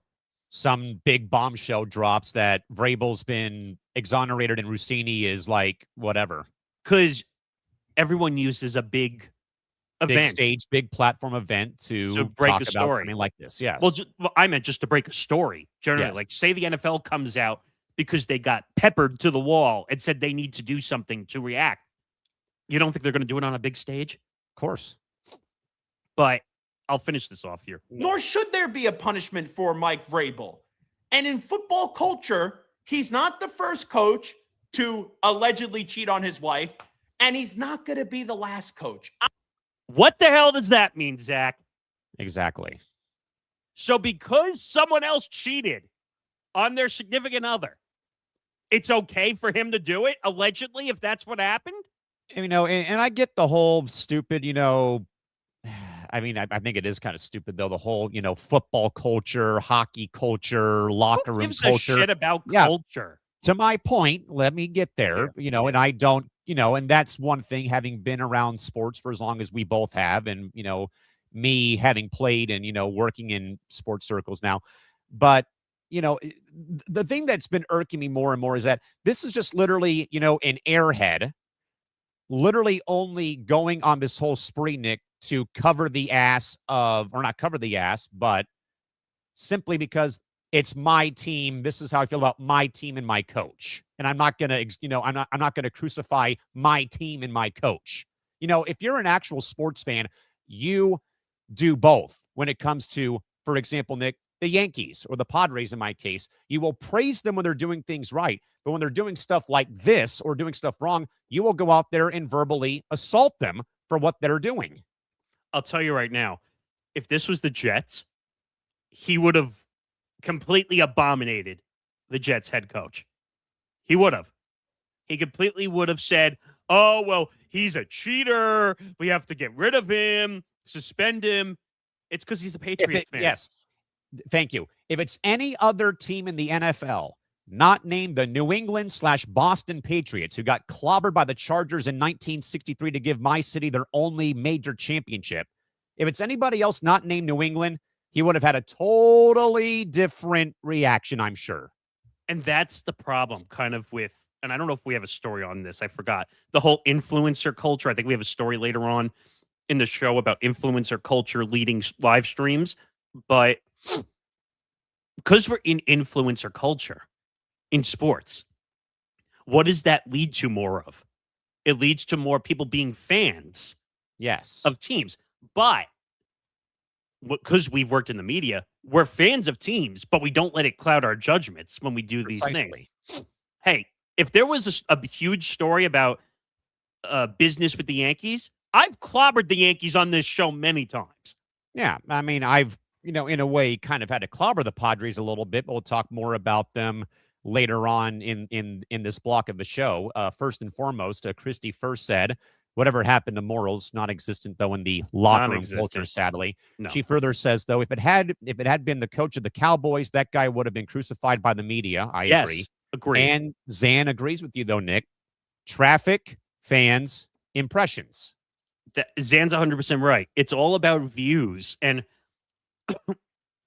I was originally going to bring up the 98.5, the Sports Hub, but it's too long to play. But basically, the host was complaining about why are we still talking about this story, and he's not 100% wrong. No, either. I mean, especially like in Boston. I mean, you've got the Celtics are in the NBA playoffs. The Bruins just tied up a very epic series with the Sabres at one game apiece. You've got the Red Sox in a way, kind of again, and then obviously, you should be hyped about the NFL draft, but this story cannot continue to keep clouding everyone else's success right now in Boston or New England, if you ask me. And that's not even me taking a shot at the NFL. I'm just saying there's other big headlines in Boston sports right now that should be given more attention than Mike Vrabel and Diana Rossini's issues right now that's been bleeding through for the last 3 weeks. But here's the unfortunate problem. Yes, and I understand it, yes. Here's the unfortunate problem. So in that video, I think his name is Greg Bedard. I think he covers Boston sports. Yes. He made a good point, believe it or not, saying that look at the views, which is that's why I said Zan's point was accurate. But unfortunately, Bedard was right from the standpoint of he pulled up the 98.5, the Sports Hub's YouTube channel, because every radio station has a YouTube channel now. Yes. They do a lot of video stuff alone on YouTube channels now. But they do the radio simulcast on there now for talk shows on YouTube. Everything. But my point was, so he pointed out one of their guys doing a breakdown of just like the Patriots core of positions. Okay, they were doing a breakdown on players. It got like 7,000 views, which again, 7,000 views is not bad. No, not at all. But he then pointed to a segment. I don't know if it was a radio show segment or just something they did on the channel, which was about Diana Rossini and Mike Vrabel. Okay? 57,000 views. Okay. So I understand where he's coming from. I do think 1,000%. and I can't remember the host's name who was arguing with him, but he was saying no one cares about the story. I wholeheartedly disagree. Yeah, I mean, I think people care, but maybe how much they care has been dropping like the stock market on a Wednesday morning or afternoon. But to say no one cares, I think That's a bit of a stretch. that's a stretch. I will tell you right now, this story is going to get covered until there's a resolution. And unfortunately, when you have assholes like Page Six who continue, which is the New York Post, in case anyone was wondering, is putting out stories day after day after day. You want to know why they're doing that? SEO. SEO and trending name. Even if they get the teensy tiny bit of information every day, what do you think they're going to do? Keep on feeding the fire. Because as long as they can write Diana Rossini and Mike Vrabel and all this stuff, they're going to get views because people are going to click on it. It's clickbait. It's essentially YouTube clickbait for writing. Oh, Zan said it right, like I just said. SEO and money. Zan knows this too well. Money? Because he works in freelance journalism for all these sites writing. So he would know this better than anybody else. But long story short, because you and I are sick and tired of this story. And Nick D made me laugh on Lounge on Sunday because he said, you guys must love this for your sports media show. Okay, it gives us, is it good to have a consistent story for a couple of weeks? Sure. But it becomes a headache when all the information is not accurate. Exactly. And And people then- keep missing the target. And we have to decipher through all the pieces because then you get, and I hate to say this, morons like Zach Gelb now who are saying that gun to head, I think they're in a romantic relationship. You know how dangerous that statement is, by the way? Oh, it absolutely. And another one was, I semi-hate it because most of the BS that's written is absolute fake news. That's why I do my best to make sure that nothing is wrong. Yeah. Zan is good with this. Zan has been a journalist for many years. And I would throw Tom Albano in there too Yeah. as well. Tom is good. I've seen some of the stuff you wrote too with Substack stuff. Like, you got to be careful with the information you put out, regardless if it's of written platforms that Zan writes for different sites, whether it's you writing on Substack. And actually, I think you have to be even more careful on Substack because it's a custom built platform. Yes. So there's no rules at all. So you could write something that everyone thinks is the gospel, but it might not be true. I'm not saying you do that, by the way. Well, in a way, I was going to write a story about West Coast college realignment, and I actually, for safety reasons, ran it through my boss at USD, and he said, hey, there's a couple things you might want to tweak, but other than that, it looks great. But that was also the day that the Padres sale, which we'll get to here in a second, was announced, and I actually pivoted because I thought that'd be a better story to write than about, hey, I hate college realignment, blah, blah, blah, blah. But first, though, Nick, let's quickly get to our ETB Network weekly update real quick here, as we've already spilled past the top of the hour here this afternoon. Of course, Nick, tomorrow, though, big day for the network here on the NFL draft coverage. Yeah. So the 2026 NFL draft kicks off in Pittsburgh. The Empty the Bench Network is your home for every single move. We're going live tomorrow, Thursday, starting with our draft preview show at 7 p.m. Eastern, 4 p.m. Pacific. We'll have the whole crew on to break down the final big boards and those last-minute trade rumors.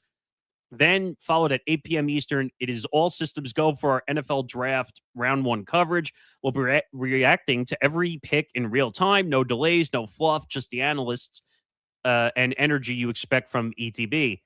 Now, how can you join us? Watch the full stream live on the ETB Network YouTube channel or follow our real-time updates and highlights across the ETB Network family of X channels. It's going to be a wild night in the Steel City. Make sure you're subscribed and hit the notification bell on YouTube, youtube.com/ETB Network. And we will see you tomorrow night at 7 p.m. Eastern for the start of the 2026 NFL draft coverage. I was going to say, if the whole crew was on my show, my head would start spinning. Well, just for clarification, so Zan is going to lead the way for the pre-show at 7 p.m. Eastern. We're doing an hour pre-show leading into the draft. And that will have Grant Winsauer, Connor Rowland, and Ben Cruz. So they will lead anchor the coverage starting at 7, and then all of us are going to start joining in at about 7:50, and then we'll break at about like 7:57 or so ish. And then we love producing the intros for the draft every single year. So Tom did a really good job. I helped tweak some of the mix a little bit just so it was cleaner. And you're going to get a nice long panoramic view of Acrisure Stadium in downtown Pittsburgh. So don't miss it. 7 p.m. Eastern time, 4 p.m. Pacific, NFL Draft pre-show, and 8 p.m. the official first pick of the NFL Draft. We'll be dropping away, which we already know is Fernando Mendoza. Is it amazing though that nothing like the first and like second pick are now just obvious? Like there's no fun anymore. I mean, I obviously don't care about the NFL, but it seems that way more and more, I think, Nick, with the NFL, but I think across almost every sport that you kind of already know who the number one pick's going to be. I mean, there's literally no one else it could be. Like, literally, it's going to be Fernando Mendoza. It would be the shock of the entire draft if Fernando Mendoza the Las Vegas Raiders select Jeremiah Love out of Notre Dame. I'd be for it. Ugh. I mean, the Jets have the number 2 pick. So the New York Jets select a kicker from San Diego State University. They would. By the way, the Jets have 7 first-round picks. And they're going to botch all 7, right? Probably. Schefter basically confirmed it would be Mendoza as a muddy. Yeah, I mean, that's a safe bet. You want to go, don't do this. I'm joking when I say this. Bet the house that Fernando Mendoza is going number 1. Don't literally bet your house. Oh, man. Oh, goodness gracious. All right, Nick, we'll get now here to the next story for hour 2. The San Diego Padres are officially on their way to be sold to break the record for a baseball franchise to be sold and set to be sold off to a surprising winner. It is Jose E. Feliciano and his wife Kwanza Jones for a record-breaking $3.9 billion. Feliciano, a longtime titan of private equity at Clear Lake Capital, and Jones, a renowned artist and advocate, represent a new impact investment model in Major League Baseball. The price tag will dwarf what Steve Cohen paid the Wilpon family to buy the Mets for $2.4 billion.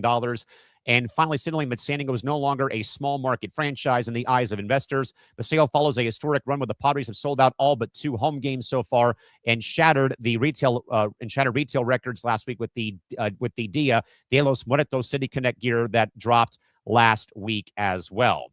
There's also, though, been some news, though, about the minority ownership, though. There's been some talk from Dennis Lynn, the Padre beat writer for The Athletic, that Feliciano and Jones will not assume full control. They're going to get about 35 to 40% and then give off the other stakes to power brokers here in San Diego. But with that, though, Nick, in mind, though, with a $3.9 billion valuation, does Jose E. Feliciano and the Kwanza Jones group continue the aggressive World Series or bust spending of the late, great Peter Seidler, or do they perhaps pivot a little bit towards more data-driven private equity efficiency models that have already made them successful elsewhere with other endeavors? Do me a favor, hit the money thing because my thing is stuck again, so I can't do it at the moment. Oh, no. But so yeah, wow, number 1, almost $4 billion in a sale. No one thought this was barely going to hit $3 billion when originally it first started. I think it's the right buyer.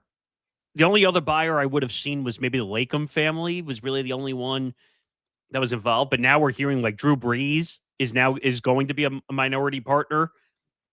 I'm assuming he's not going to have more than like 4 or 5% at most. I'm going to say. We'll see. I was surprised it wasn't the whole team. Yeah, I was more surprised that was a story broken during the course of their game in Denver on Tuesday from Dennis Lynn and I think Mike Krovanoff, who also writes for The Athletic, that they kind of, in a way, have some details about the minority ownership stake. There's been talk of Drew, again, there was Drew Brees and Joe Kudla. Joe Kudla is actually backing away from the Brees-led stake of the minority ownership to give it to a lead investor of his Viore clothing line that's very big here in town. To Mike Persall, who's a USD alum on the USD Board of Trustees. So him and Breeze will be the lead two. There's talk of the Sequan band of the Kumeyaay Nation, one of the biggest Indian tribes in all of the county that may in fact also be involved. Legacy stakes for the Seidler family might be involved as well. So I don't know though, Nick, where this goes, though, but I will say I was generally shocked and floored. Price tag's one thing, Nick, but every time I would look for updates, Joe Lacob was always number one. Then maybe Dan Freakin was number one. And then Tom Gores enters the race, though, at the very end, though. Jose Feliciano, Nick, every day I looked at where they had them ranked. Third, fourth. Never would I have thought that they would have somehow, some way outmaneuvered Dan Freakin's $11 billion net worth, nor Joe Lacob's championship pedigree, or even Tom Gores, who, again, has gotten the Pistons out of a massive rut over the last several years. But, again, that problem would have been, well, hey, he owns 30% of the LA Chargers. Who wants him to own the Padres? I don't want that crap in my hometown. And that they were able to outmaneuver those three bidders. And I think what I also heard, though, Nick, before when it got announced, he just kind of kept pushing and kept making the others try to outbid him. And, and I even asked Nick, as you heard, though, I asked I asked Hacksaw on his podcast. I asked Coach John Cotero this morning, how surprised were you about this? And they both were like, for one, it's not a done deal yet, though. And I think that's going to be a slam dunk, though, because he already owns part of Chelsea FC, with over in the EPL. But I just think, though, Nick, I was more surprised that Dan Freakin, who, again, had the hometown connection, being born here, his grandfather helped start Pacific Southwest Airlines way back in the day, Joe Lacob, and the proven track record of winning championships in the NBA with the Warriors, what they built, though, with Chase Center and Thrive City around the arena, as that's a very big thing now, is that district around the arena, or the stadium project. And then Tom Gores, I think, only kind of came in to push the price tag up a bit further. But again, the Pistons have been a dismal club for so long and what have you. For Jose Feliciano, Nick, and his wife, who, again, they have been very much philanthropic-driven investors and owners with their work, though, when it's come to their alma mater at Princeton University, that Jose will become the first Puerto Rican-born owner in Major League Baseball, the ties down to the Caribbean, the ties to make the Padres a bigger international franchise, on top of them going to Mexico City this weekend. I was more surprised, though, that somebody at the bottom of the standings could rocket ship their way up to the top, though, and overthrow Lacob, Friedkin, and even Tom Gores. Well, I think Feliciano had the most money, reportedly, right? I mean, that's also what I heard, too, yes. So Lacob, I think, had this is going to sound scary, considering he already owns the Warriors, but I think Lacob had the least amount of money compared to everybody else, right? So I don't know if he was ever officially in the full sweepstakes for the Padres. I think that was more because he owns already the Warriors. That would have been a great little location hold together if he had won that bid. But there's no way he would have been able to buy the team on his own. No way. I think it would have had to have been he linked up with maybe someone who was like number 2 in line for the majority, and then maybe had to pivot, as Jose and Kwanza are going to be doing. Again, reports have come out, though, that, again, it'll be Drew Brees, Mike Persall, who's a investor in Viore. It will not be Joe Kudla. There's been rumblings of the Saquon Band and the Kumeyaay Nation, who already, Nick, has the ownership stake of SDFC of Major League Soccer. Manny Machado, by the way, is part investor of the MLS club in town. That is not a conflict of interest, by the way, because it would only be if Machado had other MLB interest in ownership. Him owning a soccer team is nothing new there. And maybe, I also heard, Nick, maybe some kind of a legacy stake, though, for the Seidler family to keep in the family as time goes on. But again, I think I'm more surprised, though, that it's somebody who is not really like on the radar that's going to be buying the club, though, by the summer. Yeah, I'm going to let you finish this point because I have to jump back in and jump back out because my screen is acting a little funny at the moment. But keep talking that point about the Padres. I'll be back in a second, though. Yeah, and I think it was also interesting from what I had gathered from the reporting done by Dennis Lin and by Mike Vernikoff of The Athletic, though, when it came to the Padre news, is, again, the reports now are saying, though, that they will not, they being Feliciano and Kwanza Jones, will not be assuming full ownership. I'm going to actually, Nick, hang on and try to pull up what I had gathered yesterday. But while you're doing that, I just find this interesting that looking at this deal, number one, just totally super eclipse the Steve Cohen situation. Oh, by a country mile and then some.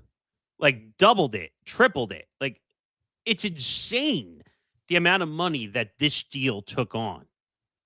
And when you look at it, you say, wow, if the Padres are worth $4 billion, you know what game is going to get played now, right? Because the Padres were sold for $4 billion. Keep going up and up and up and up and up. So if the Dodgers sold again, what would they be sold for if the Padres are worth $4 billion? I mean, can we stop playing this game where we compare teams to one another, please? Like it's kind of annoying and frustrating. Just like it all depends on when teams are sold, right? Like, yeah, I mean, if the Dodgers sold now as opposed to back after the McCourt scandal, holy cow, they may be worth about as much as the Lakers were valued by Forbes, maybe, if you ask me. What was the valuation they were sold for? It was $10 billion to Mark Wolter, yeah. And I don't think that was the whole team either. I don't think so. I think that's just what the valuation ended up being in the long run. So by the way, Nick, so here's what we got here real quick to further backtrack to yesterday. We'll move on here after this is all said and done. But both The Athletic and SBJ today updates their focus on the mechanics of the minority group and the clubhouse's reaction over the weekend when the Padres were playing the Angels in Anaheim. So the biggest detail that did come out, though, in the last 24 hours is that Feliciano and Jones are targeting an ownership stake, Nick, of only 30 to 40% of the Padre franchise as of today and yesterday. How does that make any sense? Despite not owning the majority or 51+%, Feliciano will still be labeled the controlling owner and the person who represents and the lead person who represents the Padres on the board of governors for baseball, which allows him to be the singular voice for the franchise at baseball meetings while keeping the actual cash investment. They're paying cash for this investment for roughly $1.4 billion. And by valuing the team at $3.9 billion, by only buying 40%, Feliciano and Jones leave room for a massive, regionally diverse minority group to fill the remaining equity for the franchise over the course of the summer. So it's pretty much, they're almost like they're buying it slowly. Yes. In a sense. But didn't you say that Seidler, the family, is staying on to own a small percentage? So there is talk. And then the other big, again, as I mentioned, though, the other big kind of hot commodity talking point is about Viore. Again, they're a very big, like Lululemon, basically. They were founded here in San Diego. So again, Joe Kudla was supposed to be the name linked to Drew Brees. That now has been passed off to Michael Persall, who is now the next guy in charge. He is a prominent USD alum and also a board of trustee member. And he, in his presence, reinforces the San Diego core that the Seidler family demanded that the new ownership group had. Persall is the lead investor and board member for Viore. This will also ensure that the active lifestyle vision for the brand can help with the development of the Tailgate Park area right by Petco Park, and Drew Brees remains the athletic anchor for the minority group. There's also, though, Nick, now some new talks here that Alfredo Harp Helou, who is part of the Padre current minority ownership group, could though take 15% of the new ownership stake, though. And there's also been some small talk that the Saquon Band and the Kumeyaay Nation, who, again, as I mentioned already, has ownership stake when it comes to SDFC, with Manny Machado being a part of that ownership group too, could also be involved, though. But of course, you even asked me, well, hey, that's a Indian tribe who owns a casino. Sports books are illegal out here in California. You can't have them, as you folks probably know very well. So they would only be able to take roughly 5% of the ownership stake, though. And also that while they were, though, in Anaheim this weekend, Manny Machado told reporters that San Diego is no longer a small market. Thank you for saying so. But also, Nick already had phone conversations with both Jose and his wife over the weekend, and have reportedly centered on the championship or bust mentality, with both Fernando Tatis Jr. and Xander Bogaerts also publicly praising the valuation of the franchise, viewing the high price tag as a sign that the new owners are as all in as Peter Seidler was as well, which, by the way, in short terms, also means right now that the Seidler family could, though, I think, Nick, take a small stake for like a bit of a bridge, I'd say, between both parties involved. Yeah. I mean, that's what it sounds like. I don't know. I mean, it's what it sounds like is happening. That's what it sounds like they're moving towards. But I thought originally like Seidler was looking to sell the team fully. That's where I thought. But I don't know what percentage they're holding on to. But my best guess would probably be like maybe a 10%, say 10%, and maybe it goes to the brothers and maybe it goes to Peter's widow, perhaps. I think there's a minimum in baseball because I know the NBA has a minimum of 15%. I think Major League Baseball, you have to own somewhere between 10 and 15% to stay as an owner or a minority owner of a team. I can look that up, but they're saying you must own at least 30% of the total equity in the team and be approved by the commissioner for a minority stake. I don't know if that's right. MLB owners are generally required to hold at least 30% stake in their franchise. Oof. Ownership groups are limited to 25 individuals, and while private equity is allowed, it's capped at a maximum of 30% per private equity. So for them to stay on, this is saying they have to own at least 30%. Yikes. So, well, let's do the math. So if you're saying that Feliciano is going to have 40%, that means of the remaining 60, they would have to own at least half. Yeah. So interesting. I don't know how that would work out, but that's kind of where we're at with the Padres situation. $3.9 billion, incredible. I mean, almost doubled what Steve Cohen paid for the Mets. Crazy. And by the way, that's all I have to say about the Mets. But by the way, we got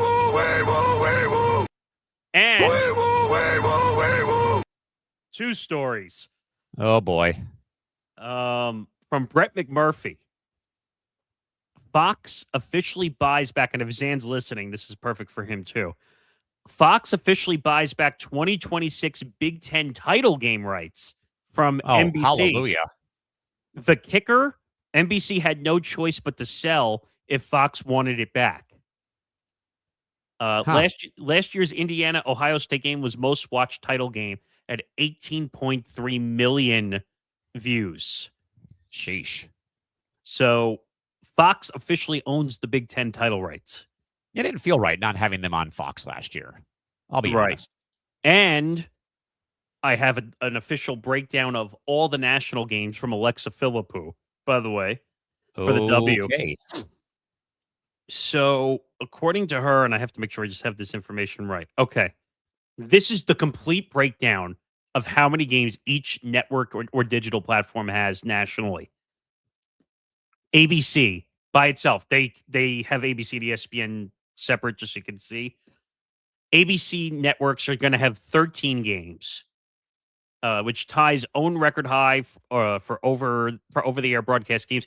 ABC will broadcast the 2026 WNBA All-Star Game along with ESPN.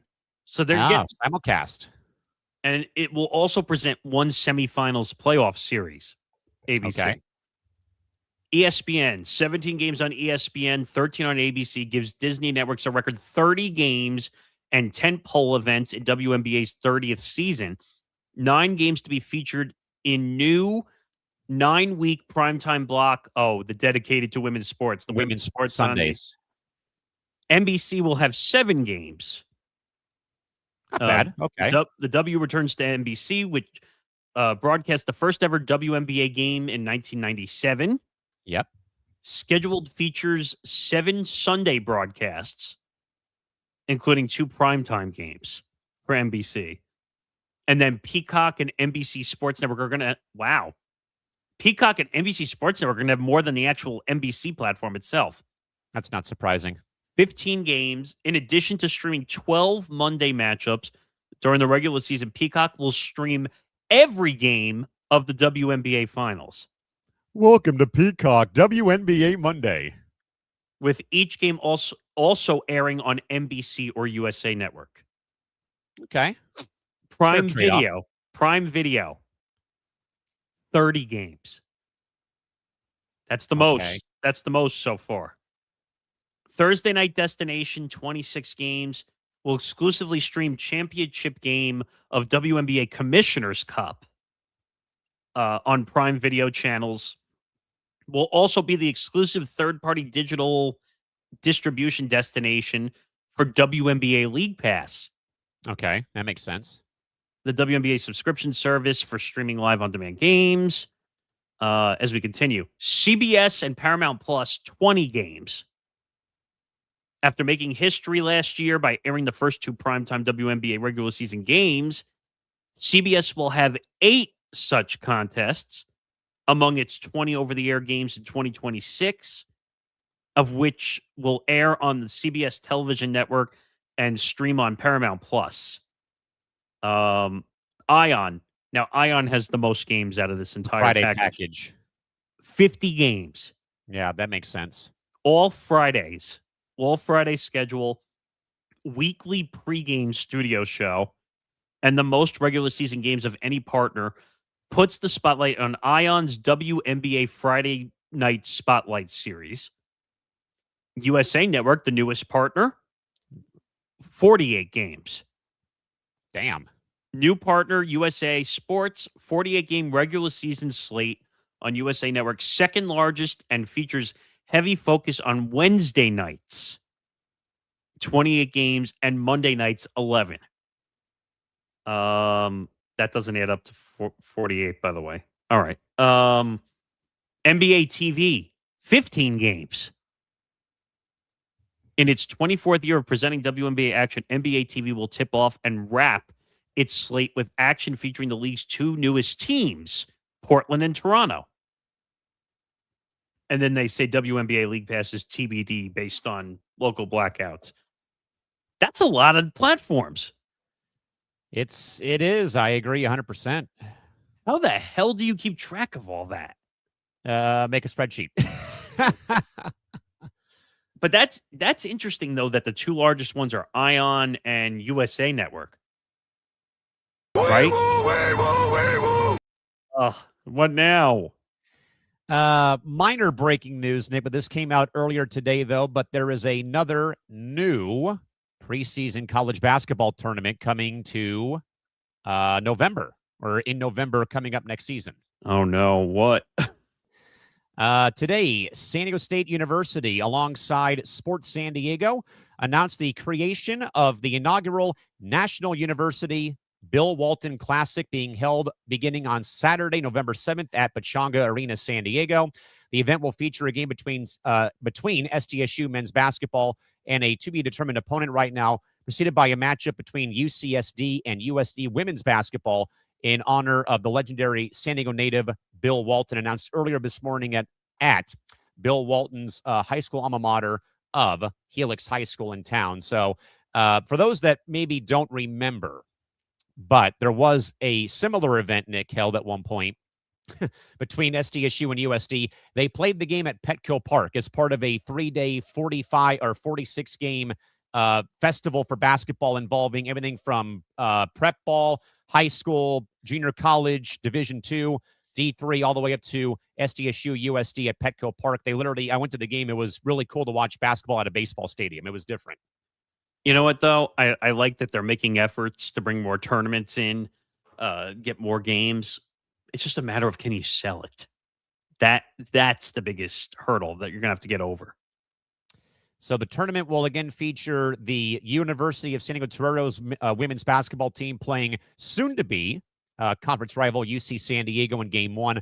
And then SDSU, the men's team, will take on an unknown opponent right now in Game 2 at the famed Pechanga Arena, San Diego, coming up in November. And it's presented by National University, of course, though, Nick. Everybody loves Bill. Everybody out there loved Bill Walton in some capacity. So it's how could you not? How it's could so you cool not? if they're keeping his legacy alive here in town for basketball.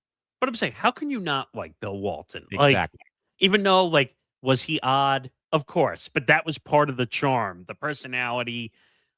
Him and Benetti. Well, no, him and Benetti. And Benetti, yeah. Well, him and Pash was just funny because he almost burned down the booth. I remember with a cupcake, if I remember. Yep. Or he would throw things. What was it that he threw things at Pash all the times? Like paper. Like while he was trying to do the reads during which was hilarious. And then didn't he join Benetti during a few White Sox games? Yes. That was hilarious. That was hysterical. Again, because he probably doesn't know baseball from a hole in the wall, but he didn't really need to. Like, it was more just personality driven. Like, it was just funny listening to him in the White Sox booth, or him calling like, they always did the Hawaii tournaments for ESPN. The Maui Invitational, which, by the way, there will be a small market edition episode about how that whole thing came to be, though, when Chaminade beat Virginia this upcoming November. But it used to be because he always wore the lei and sitting there, and how can you forget the famous tie-dye shirts? Grateful Dead, baby. So I miss him. I do. By the way, two quick stories real quick about Bill Walton. So I got called into work a game at USD when they played number 2 ranked Gonzaga. They had some guy named Ruri Hachimura playing center for them. Oh yeah. The game was on ESPN or ESPN2. Dave Pash and Bill Walton were on the call that night. And as soon as Bill Walton walks in the gym, everybody behind where their table is across the floor from me, did they go standing ovation? Standing ovation for Bill Walton. I mean, he can't miss the guy. He's like, what, 6'11" or 7'1", 7'2". Did you get near him? I got to meet Bill at that tournament that they played when USD played San Diego State at Petco Park. I went right down to the dugout and got him to sign my ticket. I mean, the guy's hand, like, is it giant? Nice to meet you. He's like a firm handshake guy? Yeah, well, I mean, but his hands were so big, it like dwarfed my hand, and it was like this, like him like shaking my elbow rather than my hand because his hands were so big. And by the way, you're not small either. No, I'm 6'5", but he's like 7. He was like 7'1", 7'2". So he signed my ticket. I don't know where it went, sadly, but is it almost like a Shaq scenario where your hand looks smaller? Oh yeah, inside of his. Like, you can ask my dad about him meeting Magic Johnson at a LA Sparks game one time. But you were probably like, were you looking up at Bill Walton even at your? Bill was on a walkway underneath a tunnel to go to the clubhouse area at Petco. So I mean, obviously it was what it was, but great guy, larger than life personality, and we miss him every day here in town. I mean, believe me though, like Tony Gwynn being gone's one thing, Gina Seau being gone, as you'll hear in a couple of weeks on Small Market Edition. Bill Walton, though, not being here was like another like kick to the groin for this market. There's a few guys I think of. Walton is one. Dickie V, when that day comes, is gonna, and unfortunately, prayers up for him. His cancer came back. Oh, man. Unfortunately, again. But unfortunately, that's the nature of the beast when you get that old. But amazing how he keeps coming back. By the way, and every time, I love it. And then, what's his name? I don't know why I'm forgetting his name, who just retired from College Game Day. Lee Corso. When that day comes, that's going to be unfortunate. Like, Corso and Vitale, like, imagine putting those two guys near one another. Oh, man. That's a long lineage of success and catchphrases galore, baby. I mean, incredible the way we look at things. All right, let's continue. More money on the horizon. Oh, man, this is insane, Nick. But as of earlier in the week, Star Vegas Development has now unveiled plans for a staggering $10 billion sports and entertainment hub on the Las Vegas Strip. The proposal is exhaustive: a 50,000-seat soccer stadium, a 25,000-seat arena for either a NBA expansion franchise, I don't know why they put NHL in there, and a 1,000-person rooftop dome with full broadcast integration, and a ticketing platform called Star Tickets to bypass Ticketmaster. The group has already claimed to have secured $6 billion in non-public funding to date. Nick, does Las Vegas now have the sustainable population and tourist infrastructure to support a soccer stadium, the new NFL stadium for the Raiders, and potentially 2 world-class arenas?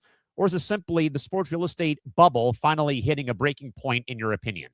Well, first I'm going to say it makes sense to me, because we talked about this last night, where this kind of feels like what Steve Cohen is doing in New York. Yes, with the building of casinos. Casinos, EFAD Park for NYCFC, so they don't have to keep going between your ballpark and Citi Field. I mean, don't you think it's a little ridiculous now that a stadium and going to a game is not enough anymore? Like, it bothers me, because when I was a kid, I liked going to the game, and that's what I wanted to do. I wanted to go to Yankee Stadium, see a game, maybe like hang out for a little bit, and then go home. I don't need a casino. I don't need entertainment. You're sitting in a ballpark, at least back then. You Right. sat in a ballpark for 3 hours sometimes. Now, I don't think it makes a difference anyway, regardless. It's still a long time to sit in the park, even Yeah. with the pitch clock and all that stuff. Do you really think I want to go to a goddamn casino after I've been sitting in a stadium for 2 hours or 2.5 hours? No. Do I really need to go be entertained? Am I that desperate for entertainment after I was sitting in a stadium for however long the game was? No. No.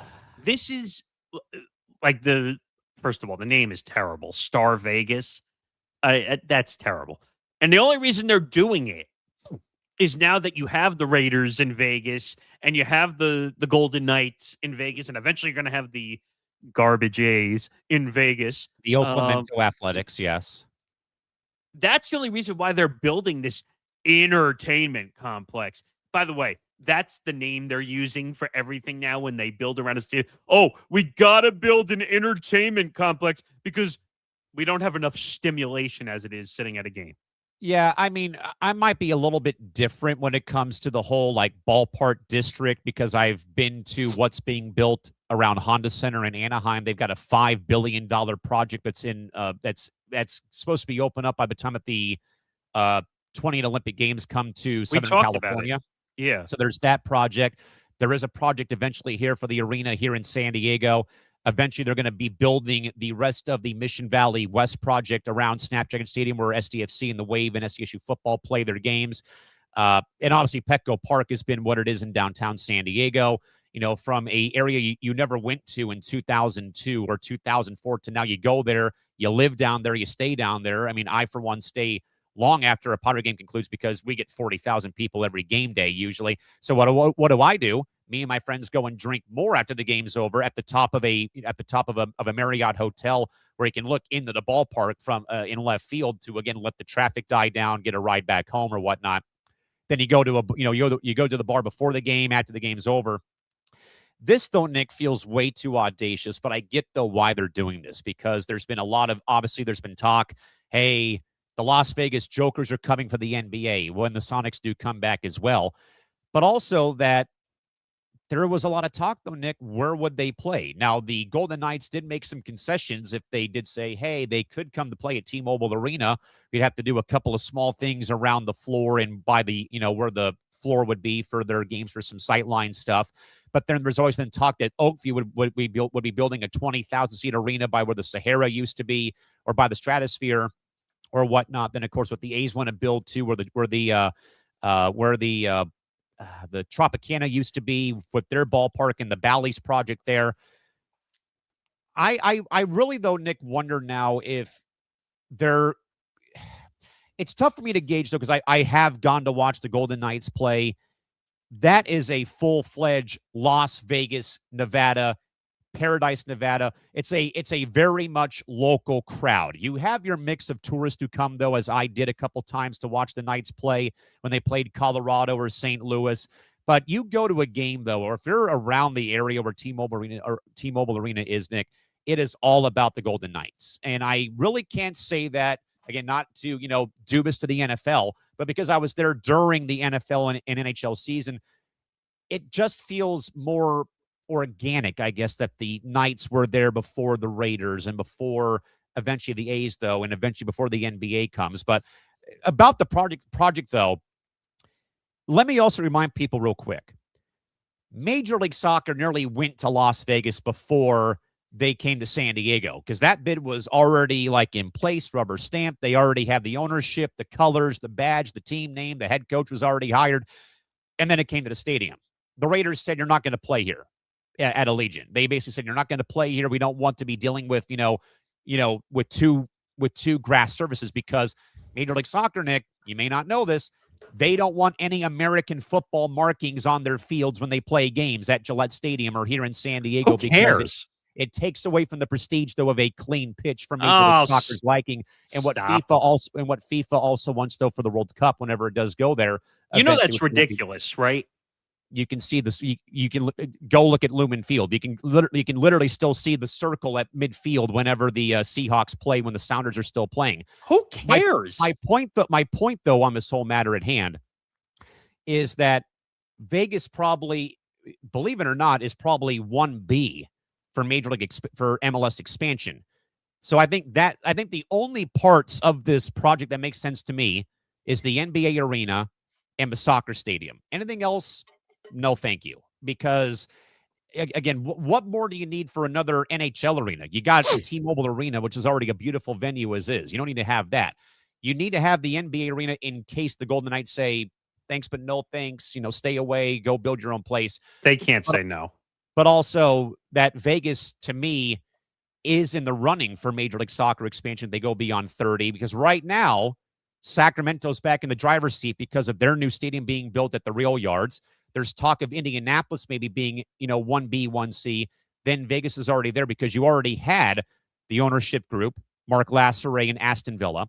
You had a name, Las Vegas Villains FC. You had the color palette. And by the way, your head coach would have been Steven Gerrard, who's a big name over in the EPL. But even then, Nick, this feels like right now you're sucking more life, in my opinion, away out of Vegas because can you really, though, bank on the tourism industry to keep coming, though, for sporting events? Now, I know that might be a bit blasphemous, though, but like I said, the Golden Knights I think they're the only, the Knights and Aces for me are the only two teams who are safe because they really lean heavily on the Las Vegas native population.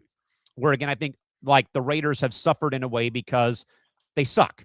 I'll just, call it plain as day. Now, that may change tomorrow when they get Fernando Mendoza.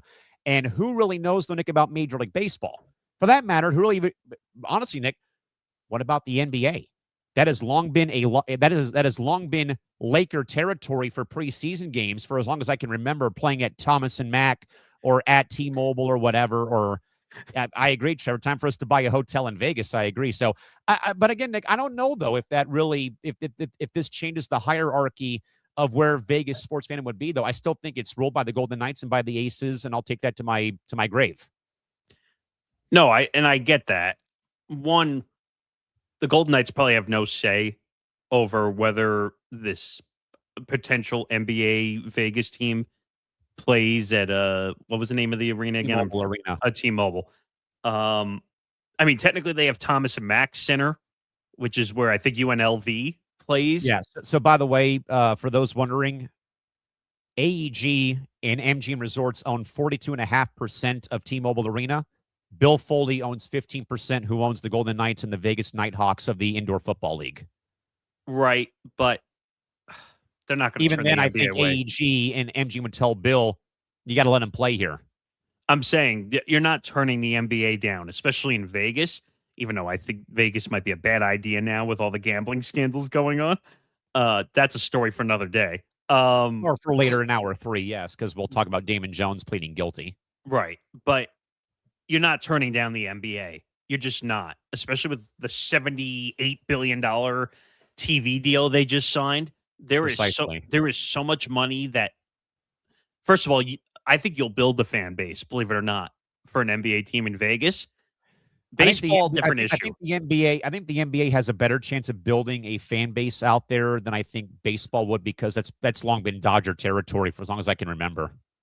But you can't call the team like this. Remember, we were having this issue. Yeah, you can't call them. Well, you can't call them the Aces because it's already taken. But you also can't do anything involving like betting, gambling, unless you're going to call them the Jokers, which I think would be hilarious. Jokers or spades. I think the Las Vegas Jokers, and then you make like a Joker logo and not the movie, just like a Joker type. Yeah, like a jester hat. Or something. Yeah, like literally take the Joker off the playing card and make that your logo. Or what about the Las Vegas Jesters? I think that would be good. Because then you can play off the whole joke theme. You can do a bunch of Vegas betting stuff around the arena. You just can't. Oh, yeah. And by the way, the playing court that the Lakers play on and that that T-Mobile Arena has, Nick, has a sublimated big fat welcome to Las Vegas sign sublimated on the floor at midcourt. So you already have the whole skyline as is on the floor. So you could do whatever you want with gambling as long as it's not the name of the team. Like You're not going to call them you're not going to call them the Las Vegas Gamblers, for God's sakes. no, no. I mean, if you do that in the NBA, like you're screwing yourself right then and there. You're almost asking for death, like Yeah. in a sense. But like, I think the Las Vegas Jesters would be a great team. And I think you could adopt like part of the Golden Knights color palette, like gold and red, maybe to play off of the like black, gold, and red could be part of the color palette in some capacity. I also think like playing off the Joker's Wild theme could be a fun thing. If I think the Las Vegas Jokers would be more fun for like a younger demo. Demographic. I think so. Yeah, I'd get a jersey. But you definitely would. I know for a fact. I don't wear jerseys, but that one I would definitely get. That one I'd probably get, especially if it has like the Visit Vegas cursive word mark for the away jersey on it. Ah, that's good. I could see that being a thing. And maybe they could ask the Aces for some advice. Like maybe you could do like what the Aces do have. They have a bunch of the sublimated like diamonds, spades, clubs, like the suits. I think it would also be cool, like if you use poker chips, if you're allowed to legally, like to connect. Put the jersey number on the back end of poker chip. The Gulls do that one year for casino night. Yeah. Jokers sound like a cool name. Yeah, I agree. I mean, think so. I mean, because again, what really could you do though for a Vegas team without fully diving into the gambling culture of the city? And I think Trevor's right. We need an ETB network hotel just so we can. Can we go and buy Circa? Oh God, there were circus. If you ask me. Have you seen what they have though for their pool? I might have, but I don't remember now. They have like a 70-foot high wall of televisions. Jesus, what? Yeah. What is it? Mostly sports stuff, or yeah, it's a giant sports book and sports viewing area at the pool. I mean, it sounds cool. I'll pull up a picture. Hang on before I move on here. I'm trying to think. Like when I went to the Bahamas, like they have like the swim ups in the middle of the pool. Did you go to Atlantis and ride the that famous water slide down there? No, I don't like water slides. But it's not around anymore. But we went to a place called Radisson Cable Beach, that hotel. And yes, I did go parasailing, even though I'm terrified of freaking heights for crying out loud. Again, I'm testing the heights. Wait, hey, check that out. When they come back to it. Holy shit. All right, I get the point. You can put it down now. But I mean, come on. I want one of those. I want one of those. Can you imagine just like if we did a live stream showing and we just put that above somewhere? Oh, you know what's funny is that KGB AM 760 used to send John Schaefer and then sent Jim Russell when he was here. They would do the Mountain West Conference did all of their media availability at that hotel. They would broadcast live from the pool. From the pool? Yeah, like in that area that I just showed you from that aerial shot. Dang. All right, Nick, back to speaking of some media deals here. But, Nick, Disney is reportedly seeking $10 million per 30-second spot for the upcoming Super Bowl in Las Vegas, Nevada in 2027. The 40% jump from current market rates has left media buyers in a state of shock. Advertisers are reportedly pushing back, though, against the House of Mouse, asking how much more can we pay as production costs and broadcast fees begin to outpace the actual ROI for anyone but the world's largest groups. But Nick, at $10 million a pop, though, have we officially entered the era where the Super Bowl will only feature tech giants and the sovereign wealth funds like the PIF, effectively pricing out legendary consumer brands like Budweiser that helped build the Super Bowl ad culture 30 to 40 years ago? Make it make sense to me. I mean, man, Michael K's getting his airtime today. But yeah, no, make it make sense to me. Like figuratively and literally make it make sense to me but I did say to you last night, out of fairness, that ESPN now is essentially in bed with the NFL, and now that they own NFL Network, that it's a phrase that I like a lot in the world of business: supply and demand. Right. Okay. And now that ESPN owns most of the digital assets from the NFL Network, they're basically telling people, "Hey, you want in on this? You're going to have to pay more if you want it to be involved." Now, I don't know if this has anything to do with that they're taking on the NFL assets and it's going to cost more to do more Right. things. I can't confirm or deny that. I don't know. But it's a lot of money for a 30-second ad. And usually a lot of companies will double up in ad space. So imagine paying $20 million for a minute of Super Bowl ad. But there's another thing you got to keep in mind, too. It's the Super Bowl. Exactly. Okay. 150 million plus people watch the Super Bowl. Uh-oh. What? Disney is trying to take over the world. Our world. World domination. It's all, Pinky, it's all about taking over the world. Yes, Pinky in the Brain reference. I'm old. I know. But you know what?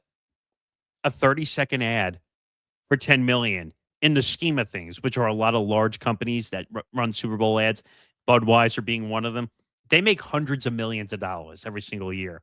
And I still love when that commercial comes on, though, of the Eagle and the Clydesdale playing with each other, and then he flies off to celebrate their 150th anniversary. Well, that one, and then what was the one last year that everyone was going nuts over? Oh gosh, the rock music one, the commercial we were all. Oh, the State Farm commercial with John Bon Jovi, I think. Was it that one, or I thought that Budweiser had a big song in their commercial. That's yeah, they had a Free Bird by Leonard Skinner. That's it. The Freebird commercial, which everyone was going nuts over. Why do you think all these big celebrities are in the Super Bowl commercials? Because they spend a shitload of money knowing that everyone is watching. Which one was it? Was it the donut commercial one that had all the... it was the Dunkin' Donuts one, yes. That had, what was it, J-Lo and... J-Lo, Ben Affleck, like Tom Brady. They purposely spend money because it's figuratively their Super Bowl for commercials. People don't realize, is $10 million a lot for us, the average person? $10 million. The average Joe Schmo, in Southern California or in the Big Apple, it's a lot of money. Yeah. But to these companies, is $10 million a lot? Yeah. In figuratively, it's a lot of money.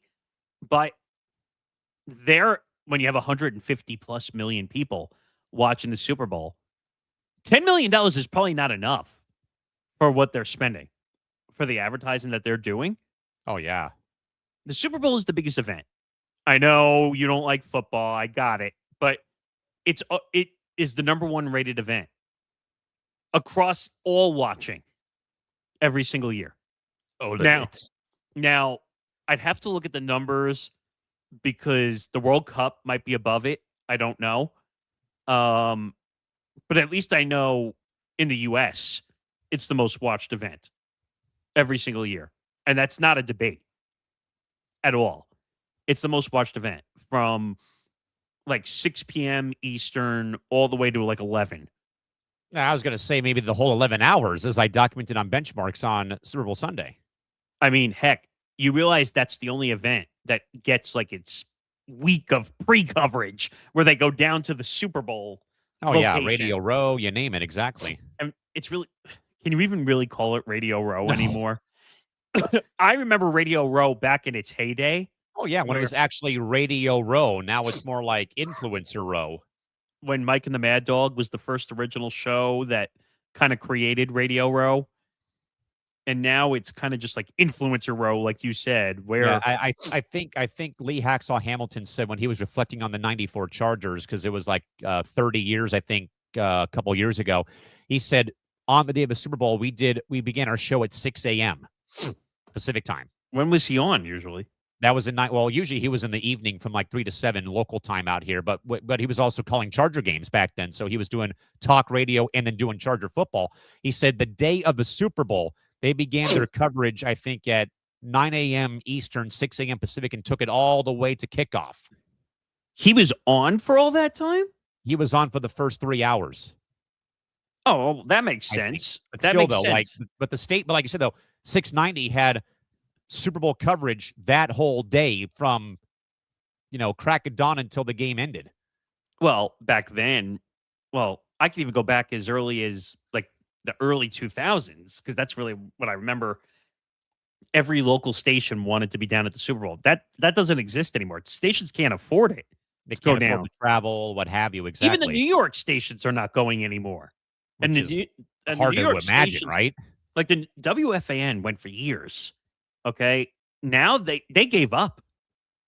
At one point, when CBS Sports Radio, before it became Infinity, they would send WFAN down as like the only affiliate because it was the biggest station. So like they would set the booths up like WFAN right near CBS Sports Radio. But now it's only network radio, essentially, that's going down. So like you'll see Sirius XM go down. You'll see Fox Sports Radio, ESPN Radio. And ESPN Radio didn't send all its shows this time around. So the coverage is changing from a digital perspective. But $10 million for a 30-second ad, I get it. I understand it from a business perspective. But it's a lot for 30 seconds. You better put on a damn good ad for 30 seconds if you're spending $10 million. If you can't top free bird for Budweiser, get out of here. And by the way, this is kind of like gambling in a sense. And speaking of gambling. Oh, my goodness gracious. There you go. There's your transition. Yeah, there's the transition. But first, though, as a reminder, though, gang, join us again tomorrow for the ETB Network draft coverage, kicking off at 4 p.m. with our pre-show coverage before we get the whole thing rolling at 5 o'clock Pacific, 8 o'clock Eastern, before we have a 9-person contingent join at 5 o'clock. Beforehand, though, Grant Winsauer, Zan Bando, Connor Rowland, Brendan Cruz will get you started at 4 Pacific time, 7 o'clock Eastern.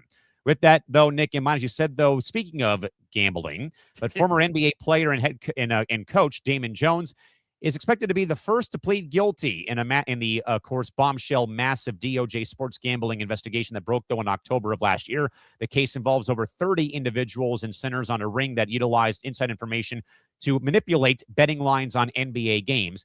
But, though, Nick, is Damon Jones the fall guy or a key witness in a scandal that could potentially reach current NBA coaching staffs and even locker rooms if not fully put out?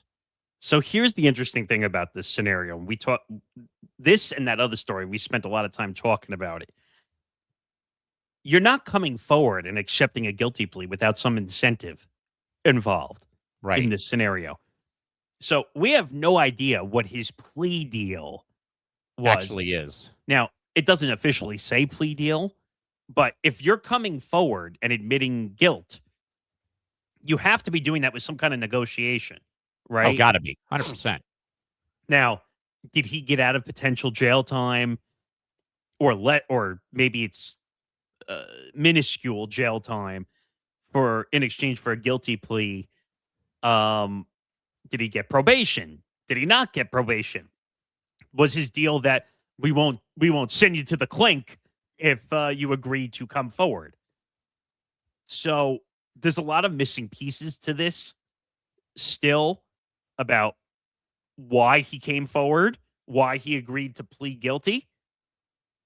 I don't think he was like the main guy, but he kind of got dragged in because he was around LeBron all the time. And that led to, I'm the LeBron information guy. I'm going to give it to the gamblers. So and as we noted, though, when this whole thing broke in October, that they were using LeBron and Steph Curry's names as code names for when it came to certain things involving placing wagers. Well, yeah, the whole face card thing when that came out too. But it's interesting that after this story broke in October, we haven't heard a damn thing until this. Yeah, and that's, I think where our frustration has gone with the NBA as a whole, away from tanking and the All-Star game being a debacle, is that this whole thing gets dropped at the doorstep in October while we were on the air. And we, again, as we mentioned, through the whole show into chaos that day. We forgot his name, that whole entire SpongeBob scene as we did. We forgot his name. But that's literally what we did, though, is that we covered the whole thing, though, after talking about Bill Belichick for maybe 15 minutes, if that, because the first shot got fired about Kash Patel breaking the news, though, from the FBI front office office in Manhattan. And more news began to come to the limelight, though. We spent the last 2.5 hours of that show documenting that. And by the way, Nick, that'll be one hell of a benchmarks episode, though, as the year comes to a conclusion, though, to relive that whole thing with our perspectives of that day. Yeah. And by the way, because we didn't get to do best ofs of this show last year because we were changing a lot of things here. This show's going to be a heck of a best of. We may have like a whole month of best ofs at this rate. Like, my goodness. I mean, the interview we did with Alan today was fascinating about LIV Golf because that's going to be a story through the end of the year. But this story, like, we're going to have to pull a segment just from that day that we had to throw the whole show away for, and we came back, I think, at the end of the night, that same night, because more news. So. And it was one of our most watched bonus streams also. Long story short, I think this is going to open the floodgates now that he's come forward and admitted to pleading guilty. Who will it be? I have no idea. Who knows? But the Chauncey Billups scenario, I want to know what's going to happen with him because he was a lot more involved than like a Damon Jones or a Terry Rozier. But this is just stepping stones. We don't have anything else currently to look at, so to speak. Yeah, just that first kind of opening salvo to what may in fact happen next. All right, Nick, to some reshuffling at NBC for the NFL. Mike Tomlin is heading to the NBC Football Night in America desk as their new lead studio analyst to clear the space for Tomlin's high-energy persona. NBC earlier in the season or offseason dismissed former longtime Tampa Bay Buccaneers and Colts head coach Tony Dungy, and reportedly moving on, though, from Matthew Berry, as well as they look to recapture the must-watch pregame energy that has currently been owned by both CBS and even by Fox. But, Nick, can Tomlin's unfiltered Tomlinism survive the highly scripted environment of a network studio, or will he perhaps feel restricted by the corporate nature of NBC and NBC Sports? So Mike Tomlin has been coveted for, what would you say, the last 3 to 4 years when there was a lot of questions whether he was going to be... I think it reached a fever pitch as this year went on, but I would think, though, I'd say about the last 3 to 5, if not longer. Well, there were rumors after last season that he was going to get let go and that TV was calling. The last 3 years, TV's been calling. At least the last 3 for sure. And it was going to happen at some point because I think he just got burnt out at some point. By the way, he held a record for what? How many consecutive seasons at 500? I think it was 18 consecutive winning seasons or being at 500 or better. Which is still incredible, by the way. I think he had one Super Bowl, right, with Roethlisberger? 2010, I think. Yeah, that was still the Roethlisberger era back then. He's a great coach. The team was just never good enough to win again. And the whole Aaron Rodgers era probably burned him out, too. I misspoke. He had 19 straight seasons not going under 500. That's still impressive one way or the other. I said 18. He had 19, and he won Super Bowl 43 over Arizona in 2008. And being at age 36 at the time, he was the youngest coach to win the Super Bowl and also tied Chuck Noll for the most regular season wins in Steelers history. That was still the Kurt Warner era, I think, right? In Arizona? Yeah, with Arizona. Yeah, that was him and Larry Fitzgerald at the time, yes. That was the one and only Super Bowl run that those two made. Yes. I think Hall of Famer Larry Fitzgerald now, right? Yep. But you know what? This doesn't surprise me one bit. And Football Night in America needed a shift change in the worst way.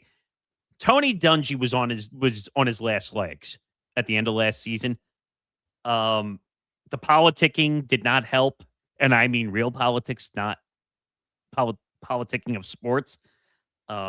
He was very awkward at the Super Bowl coverage, by the way. Were they the ones that were sent to the Alcatraz Island, or no? Maybe. I think him and Chris Sims. Yeah, that was Jack Collinsworth. Yeah, that was awkward, by the way. I don't know. I feel like Tony Dungy just changed for the worst. Why though am I of the belief though, Nick, that there was some sort of spat that happened though involving that he would not reveal his Hall of Fame vote or Hall of Fame ballot? No, that's accurate. He wouldn't reveal his Hall of Fame vote, but I thought about this last night after we got done talking last night. Just because you have your Hall of Fame vote doesn't necessarily mean you have to reveal your vote. Right. But if there's controversy, which I think there was at the time, why are you afraid to say the vote that you put in? Yeah, I've always believed, and I can't stand this. This happens in all sports. Oh well, it's private when you vote. No, bullshit. Stop. I mean, are you that afraid of ruffling feathers with how you voted? But forget just the NFL. I hate that all the leagues do it. Yes. Because I want to know who the blockhead is that kept someone who deserves to be in the Hall of Fame out of the Hall of Fame. Or those who didn't vote via unanimous vote for Derek Jeter or Mariano Rivera. Well, that came out. That was like a high school baseball reporter or something that got a Hall of Fame vote, which still stuns me that was even allowed. I don't know. Did Ichiro get in 100%? No. I think he was off by a few, right? Yeah. Was Griffey 100%? No. Someone was 100%. I don't remember. I think it was Mariano was, I think. You know what? I think that's deserved. I mean, he had a great career. But why was Derek not 100%? Like, yeah, exactly. And you know what I think it is with Hall of Fame voting? I think someone, if I can grab it over here, someone wants to be. Oh, where's the sound effect? I can't find it. Oh, there. Someone wants to be clown show, clown show, clown show, clown show. Because someone wants to be the viral moment because they didn't vote for the person that was supposed to be in, right? I mean, and that's what bothers me. And that's kind of because we didn't get fully into it. It's kind of connected, like with Chrissy Freud, right? Who decided to jump out into the spotlight and have her own opinions. Like you're seeing that in Hall of Fame voting, where if I'm the one moron that decides to not vote for the person, I'll get all the media attention. Is it really worth that though? No, it's not. And I think, though, that even then, though, Nick, I think this is a great hire by NBC because I think, I think, though, away from all the controversy, I thought Dungy was great, though, again, having the head coach perspective on that panel. Now you add a fresh voice, though, again, right out of, 19 straight winning seasons and Mike Tomlin now going to NBC. To me, this feels like a win for NBC, but it's at the cost of Dungy. And also, Nick, the very weird thing about them letting go of Matt Berry. Well, so I went and I did some research after we talked. They're saying he most likely is going to be out, but they're still, you have to remember, he still has his other stuff contracted through NBC with like Roto World and all that stuff. So they're still trying to figure out if he's going to be part of it in some capacity. But I think they want to travel more to the games is what I'm hearing. They don't kind of what they're doing with the NBA. So I don't know if that's just an NBC thing in general, that they want people more on site, which I think would be a better product if they're more on site rather than being remote or being in a studio. There's only so much you can do in a studio, unless you're Prime Video, where you have that basketball court and they break down the plays. By the way, my favorite thing of the Prime Video NBA coverage is when they set themselves up on the court and they break down a play. And I think Amazon has nailed that. Now, is it annoying to turn it on? Yes, but they do a really good job because they're willing to spend the money to it's a great product. And we also, I think, Nick, even heard that from Blake Bolden during the interview we had with her back in February or a couple months ago when I had asked her, what is the difference, though, between an Amazon Prime game in Canada that you do versus an ESPN game or a local game for the Kings? And she said that, on Prime, we've got every stat known to mankind, plus the analytical data that we can give viewers. Now, that really enhances the viewing experience with what they're able to do with Prime as against, ESPN or FanDuel Sports. Right. And that's why I said, like, that whole thing that they do with Udonis Haslem and Dirk and Blake and all of them, where they really will break down a play for you so you can see what happened, and then they have panoramic views, and they really make you feel like you're on the court watching it. I wish. By the way, can we just say that's a pretty damn good starting five right there for a actual game? Dirk, Nash, Griffin, Haslam, and Candace Parker. I mean, well, Candace is never in the studio, but I know what you mean. But yes, and I think Wade does some games from time to time also. Yeah. But they spent the money necessary to bring in So the did former NBC. players. ESPN is starting to fall behind the mark a little bit. But we've been saying that, though, Nick, since the season began when we were still on playback, that ESPN's really falling behind the 8 ball here when it's come to Prime and NBC. True. I mean, I still think Mike Breen is the best play-by-play. Oh, yeah. guy. But for like studio coverage, though, it's old hags and Stephen A. Smith barking about the NBA. Well, NBC and Prime, though, are actually breaking down plays, as you said.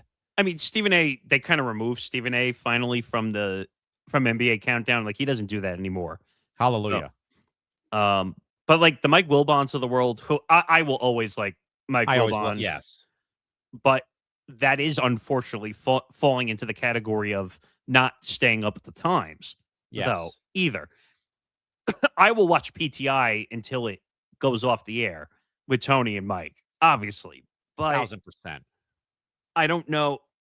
ESPN's got to figure out NBA Countdown and all that stuff. They got to do something.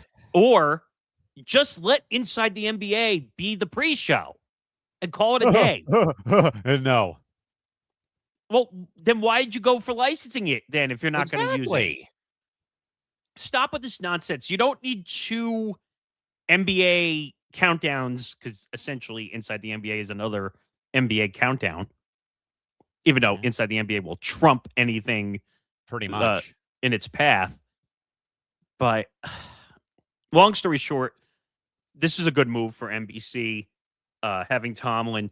Tomlin will give it to you straight, but he can also be funny, too. Hey, he's got personality. I'm wondering if it's a little Belichickian a little bit from the standpoint of when he was a coach, he didn't love to talk to the media. Oh, talk about a hell of a what if cliffhanger. What if Bill Belichick doesn't go to UNC? Because I thought he was beginning to come out of his shell as an analyst, and I thought he was great. I mean, when he was doing the podcast with Tom Brady. Shit, what was it called? Let's go.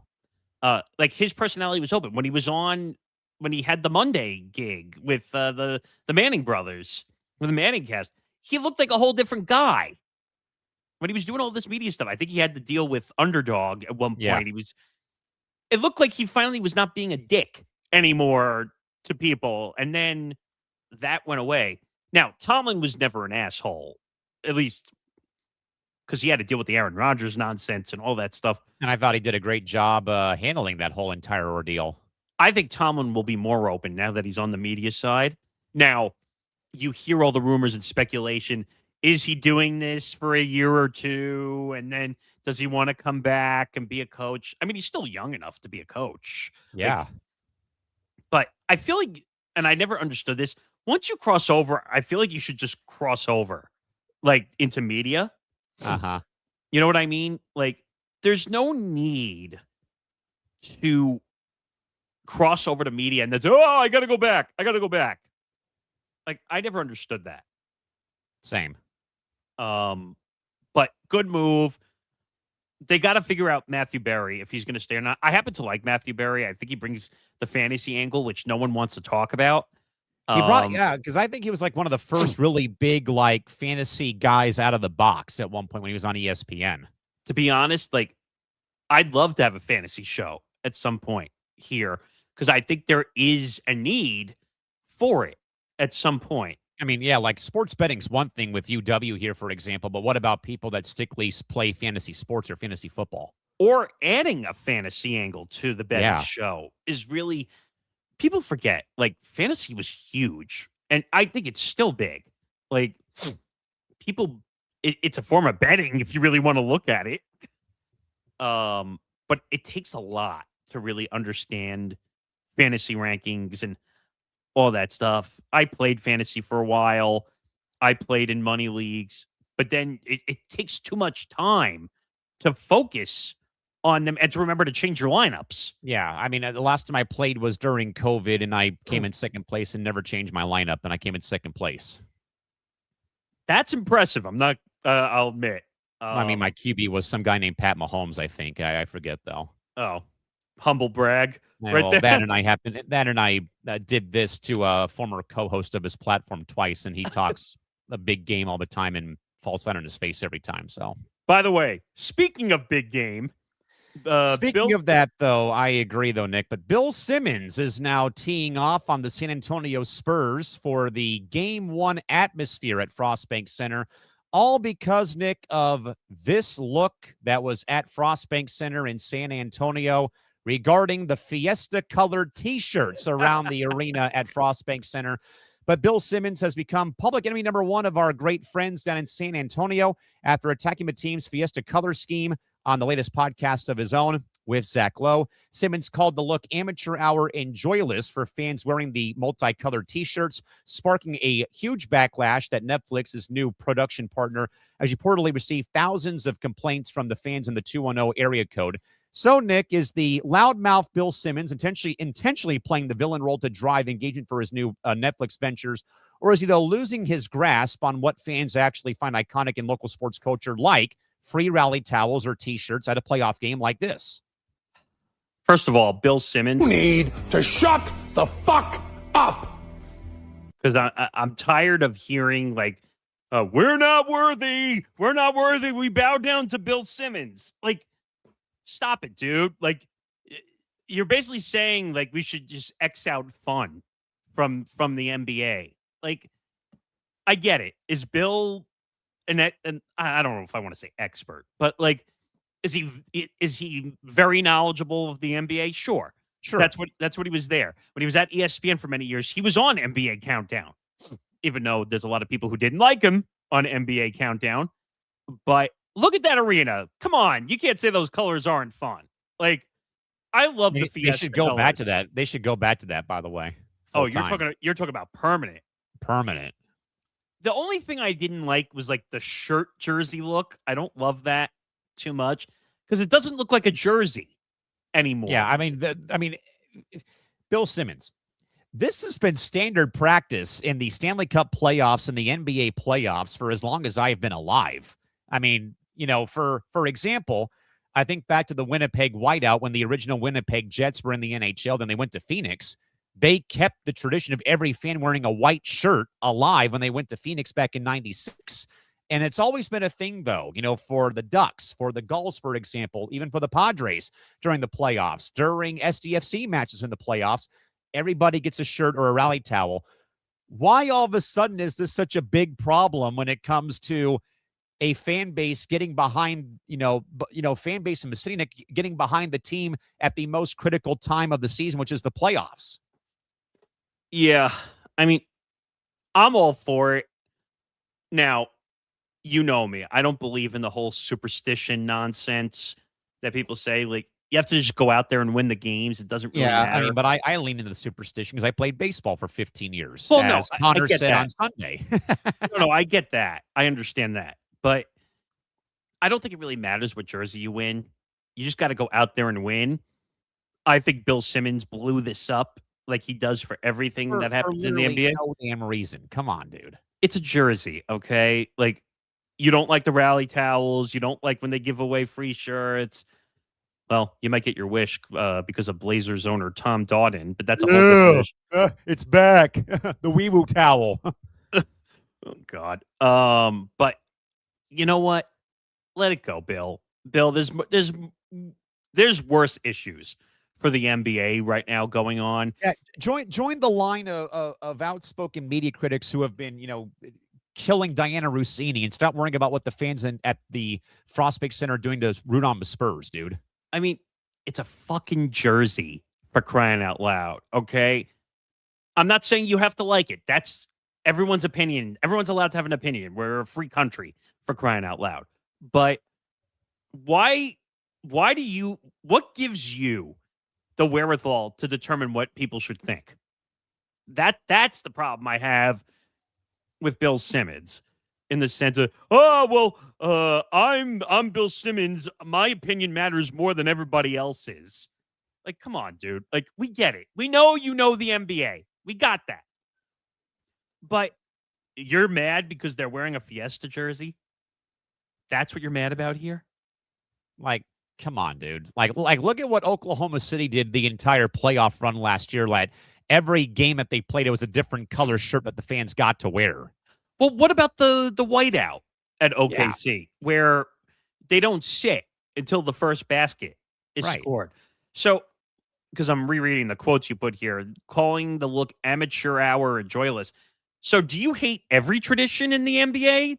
I mean, Bill I was going to Simmons? say, I was going to say though, Nick, what about when college teams do this? Like, I don't know, Tennessee with the checkerboard during the course of a big game with Alabama or Kentucky. What about Penn State and the whiteout at Beaver Stadium? What about when Wisconsin does the red, white, the stripe game where they have one section's wearing red, one wears white, vice versa? You know, why is it only an NBA problem and not like a whole problem across all of the sporting realm?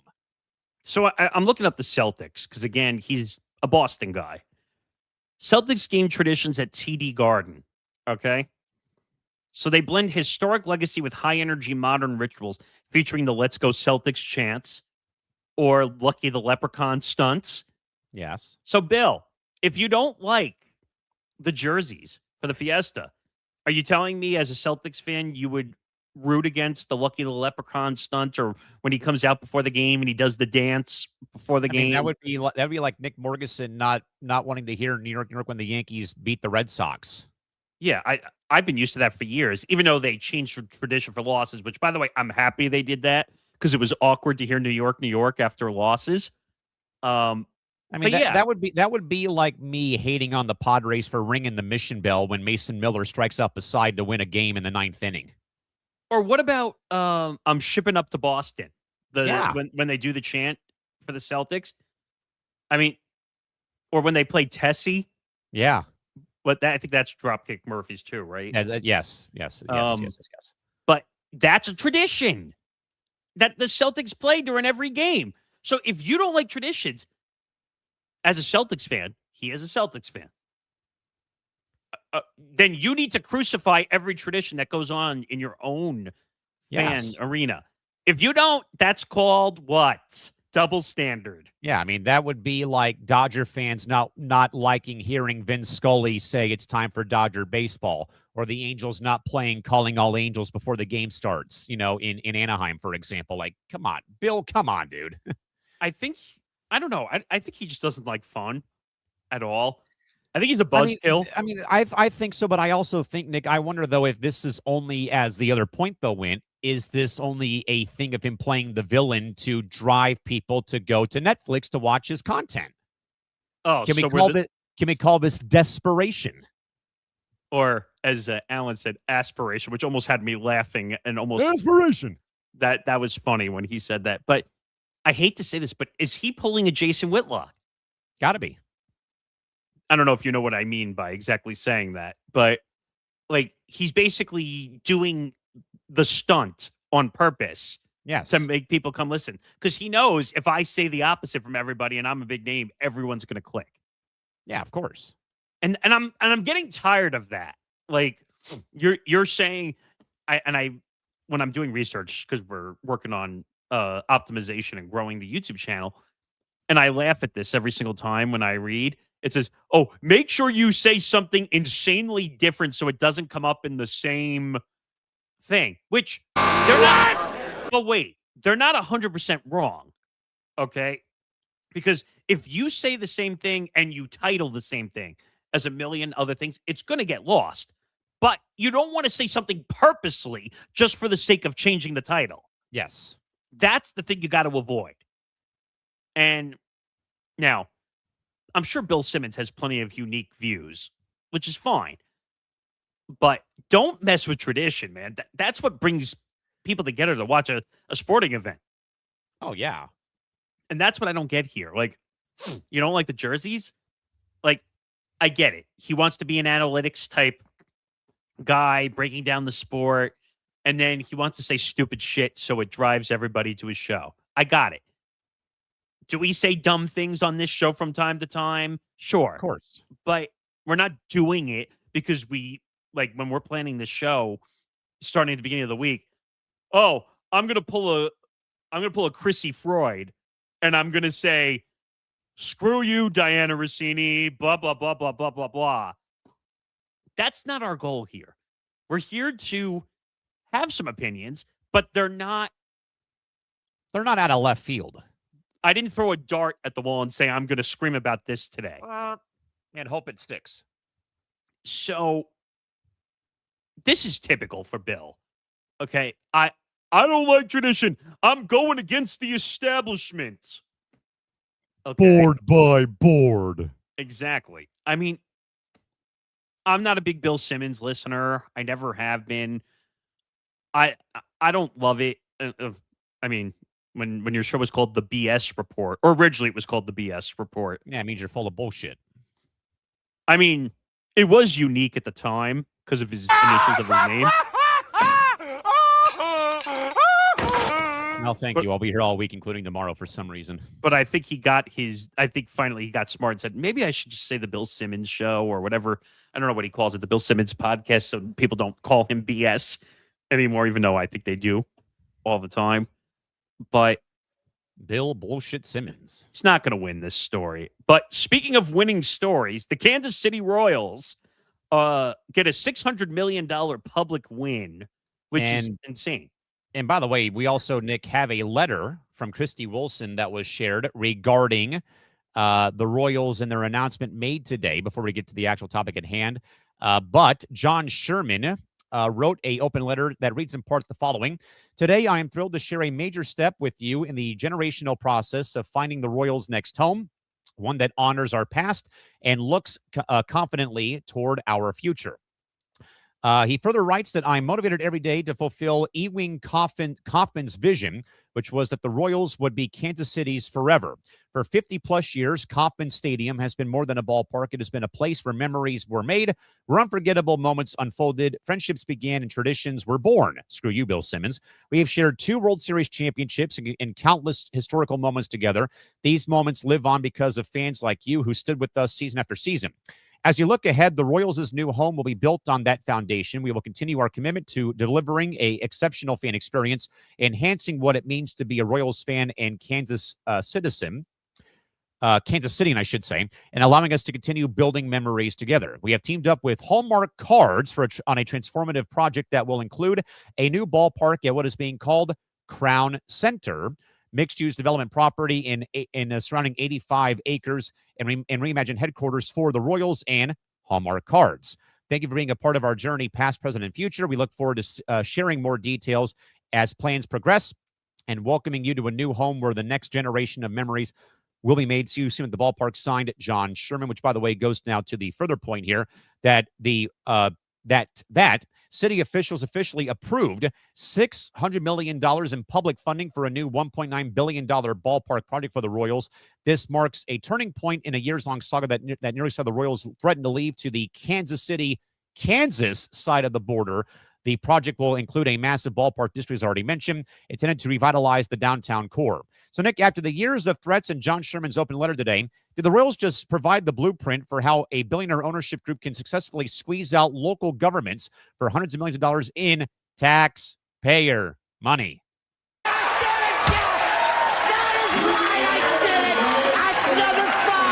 you kidding me? That's right. Who do you think you are? I am. That's what the Royals are feeling like right now. That they finally just got a victory over the freaking local government in Kansas City, Missouri. Yes. I mean, you know what? We talked about this for the last couple of days. It took them 7 or 8 years because the local government said no every time they wanted funding, and they told the Royals, if you want it so bad, you pay for it. Oh, okay. And the Royals can't afford shit because they're a true small market. Yes. Good for them. They deserve a new stadium.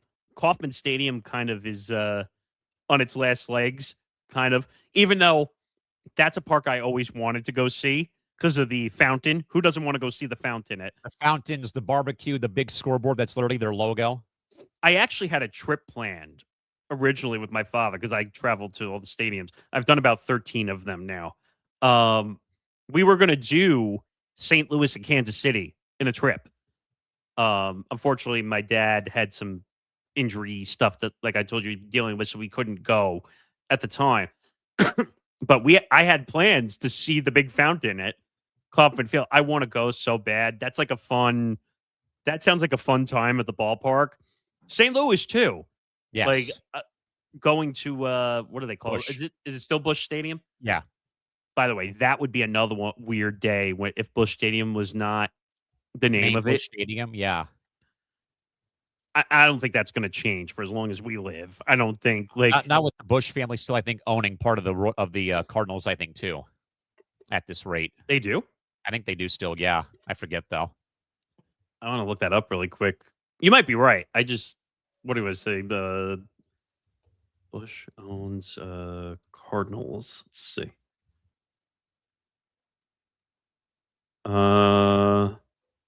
William DeWitt Jr. It says that they purchased the team in 1953. So they originally owned the team. Yes. And then that's when the DeWitt family took over. Yeah. So I don't know if they own it anymore, but they did own it all the way back in the 50s. Yeah, I don't see anything else. Maybe that's why they got their branding on the stadium for Busch Gotta Stadium. be. But this is a big win, huge win for the Royals. And now they can actually put some blood, sweat, and tears into a new place and really build it out. I don't know if it's going to be bigger or smaller or whatnot. But It's been open since 1973. So it's not the oldest stadium, but it's up there. I would say No. the Angels is probably more, right? Fenway, Wrigley, Angel Stadium? Dodger Stadium, Angel Stadium, and I think probably Kauffman. I got to see if...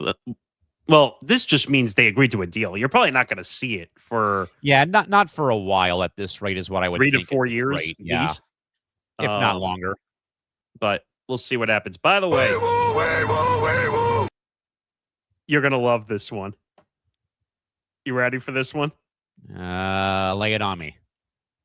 Kalshi has suspended 3 political candidates after they were found betting on their own races. Fat!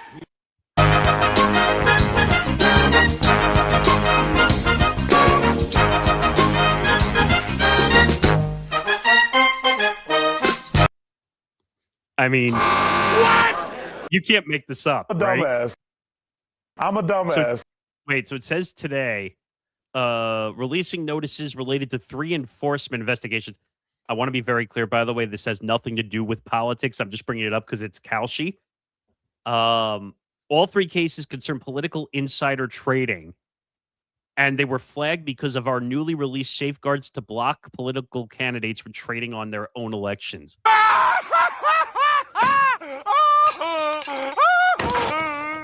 Wait a minute. So this was originally allowed? I guess so. Case 1, Minnesota Democratic primary. Our systems alerted us to a candidate in the Democratic primary for Minnesota's 2nd Congressional District who had traded a small amount on the outcome of his own election. After running the investigation, the surveillance team used internal information obtained from the trader and open source intelligence to confirm that the identity of the trader was the same as the candidate. As part of the settlement, he acknowledged that the trading activity violated Kalshi exchange rules, agreed to a fine of $539.85, and to a suspension from Kalshi for a period of 5 years.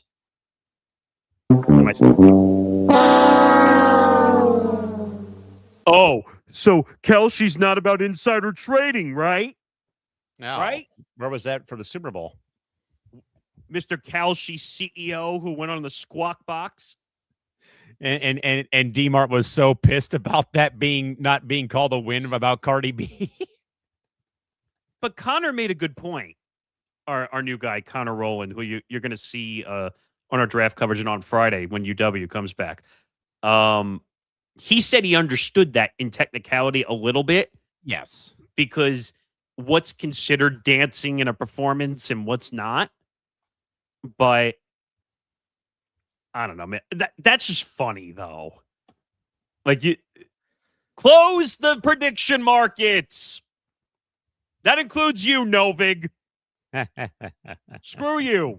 Exactly. By the way, Nick, we were right. Fenway, Wrigley, Dodger, Angel, Kauffman, 5 oldest ballparks in Major League Baseball. How many of those have I been to? I've been to Wrigley. I've been to all, but I've been to Fenway, Dodger, and Angel, but not Wrigley or Kauffman. Let's see. I went to Wrigley and I went to Fenway. By the way, I want to prove that I don't hold bias. I went to Fenway Park. There you go. So I don't want to hear that I'm biased towards my Yankees. I went to Fenway Park. I went to Dodger Stadium twice. There you go. Believe it or not, I actually had a good time exploring Fenway Park. I didn't do a whole lot the first time I went to Dodger Stadium, nor the second time around when you wear Padre gear when they happen to play the Padres, the both games you go to. But even then, like going there, though, like the history of that ballpark, though it's very much troubled history about Dodger Stadium. Crazy. Well, we went a few hours before because they had the tours of Fenway Park where they literally take you up into all the. I had a blast, even though I was terrified standing up on the monster. The monster. And they said it doesn't always happen. But on the day we went, they were hitting. Batting practice. And a ball literally landed the row in front of us while we were up on the monster and they were showing us around and we were getting the tour. And I was like, holy shit! The ball came through.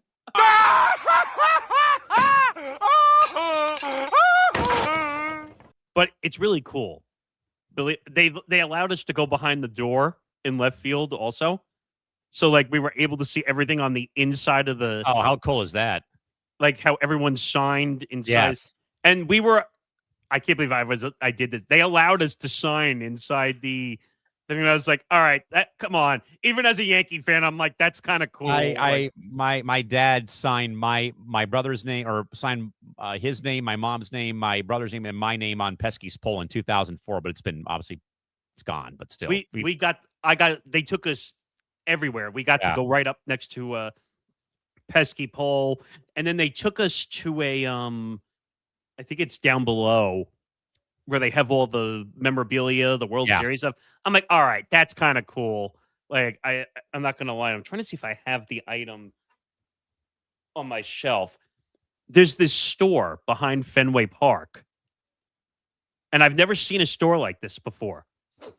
It was basically like a memorabilia store, but it's not like signed cards. It's like items that were left over from all the World Series runs. Okay. So like Kinda they had those weird Budweiser blue bottles. Yes. Like the ones that you can't see into it. Like they had those signed, they had seat covers. It was all the cool stuff. Yeah. Like, so I don't know what brought me on to getting this item. Fenway Park dirt. Yes, my dad has some too from Fenway. But what was cool about this, it had the what are they called? The authenticator on it. It was World Series dirt from one of the years. There you go. So I was like, all right, usually I wouldn't do this because it's Fenway Park, but I'm like, how often do you see World Series dirt? Like, oh yeah, like hardly ever. I was originally gonna buy like the beer bottle thing. That would have been fun, but I don't know what I would have done with that. So a little bit of a story time here before we fill some time here before we get to press clippings here.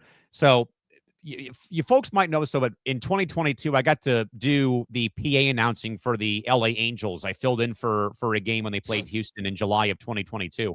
So I got invited after the season was over to a employee get together at Angel Stadium.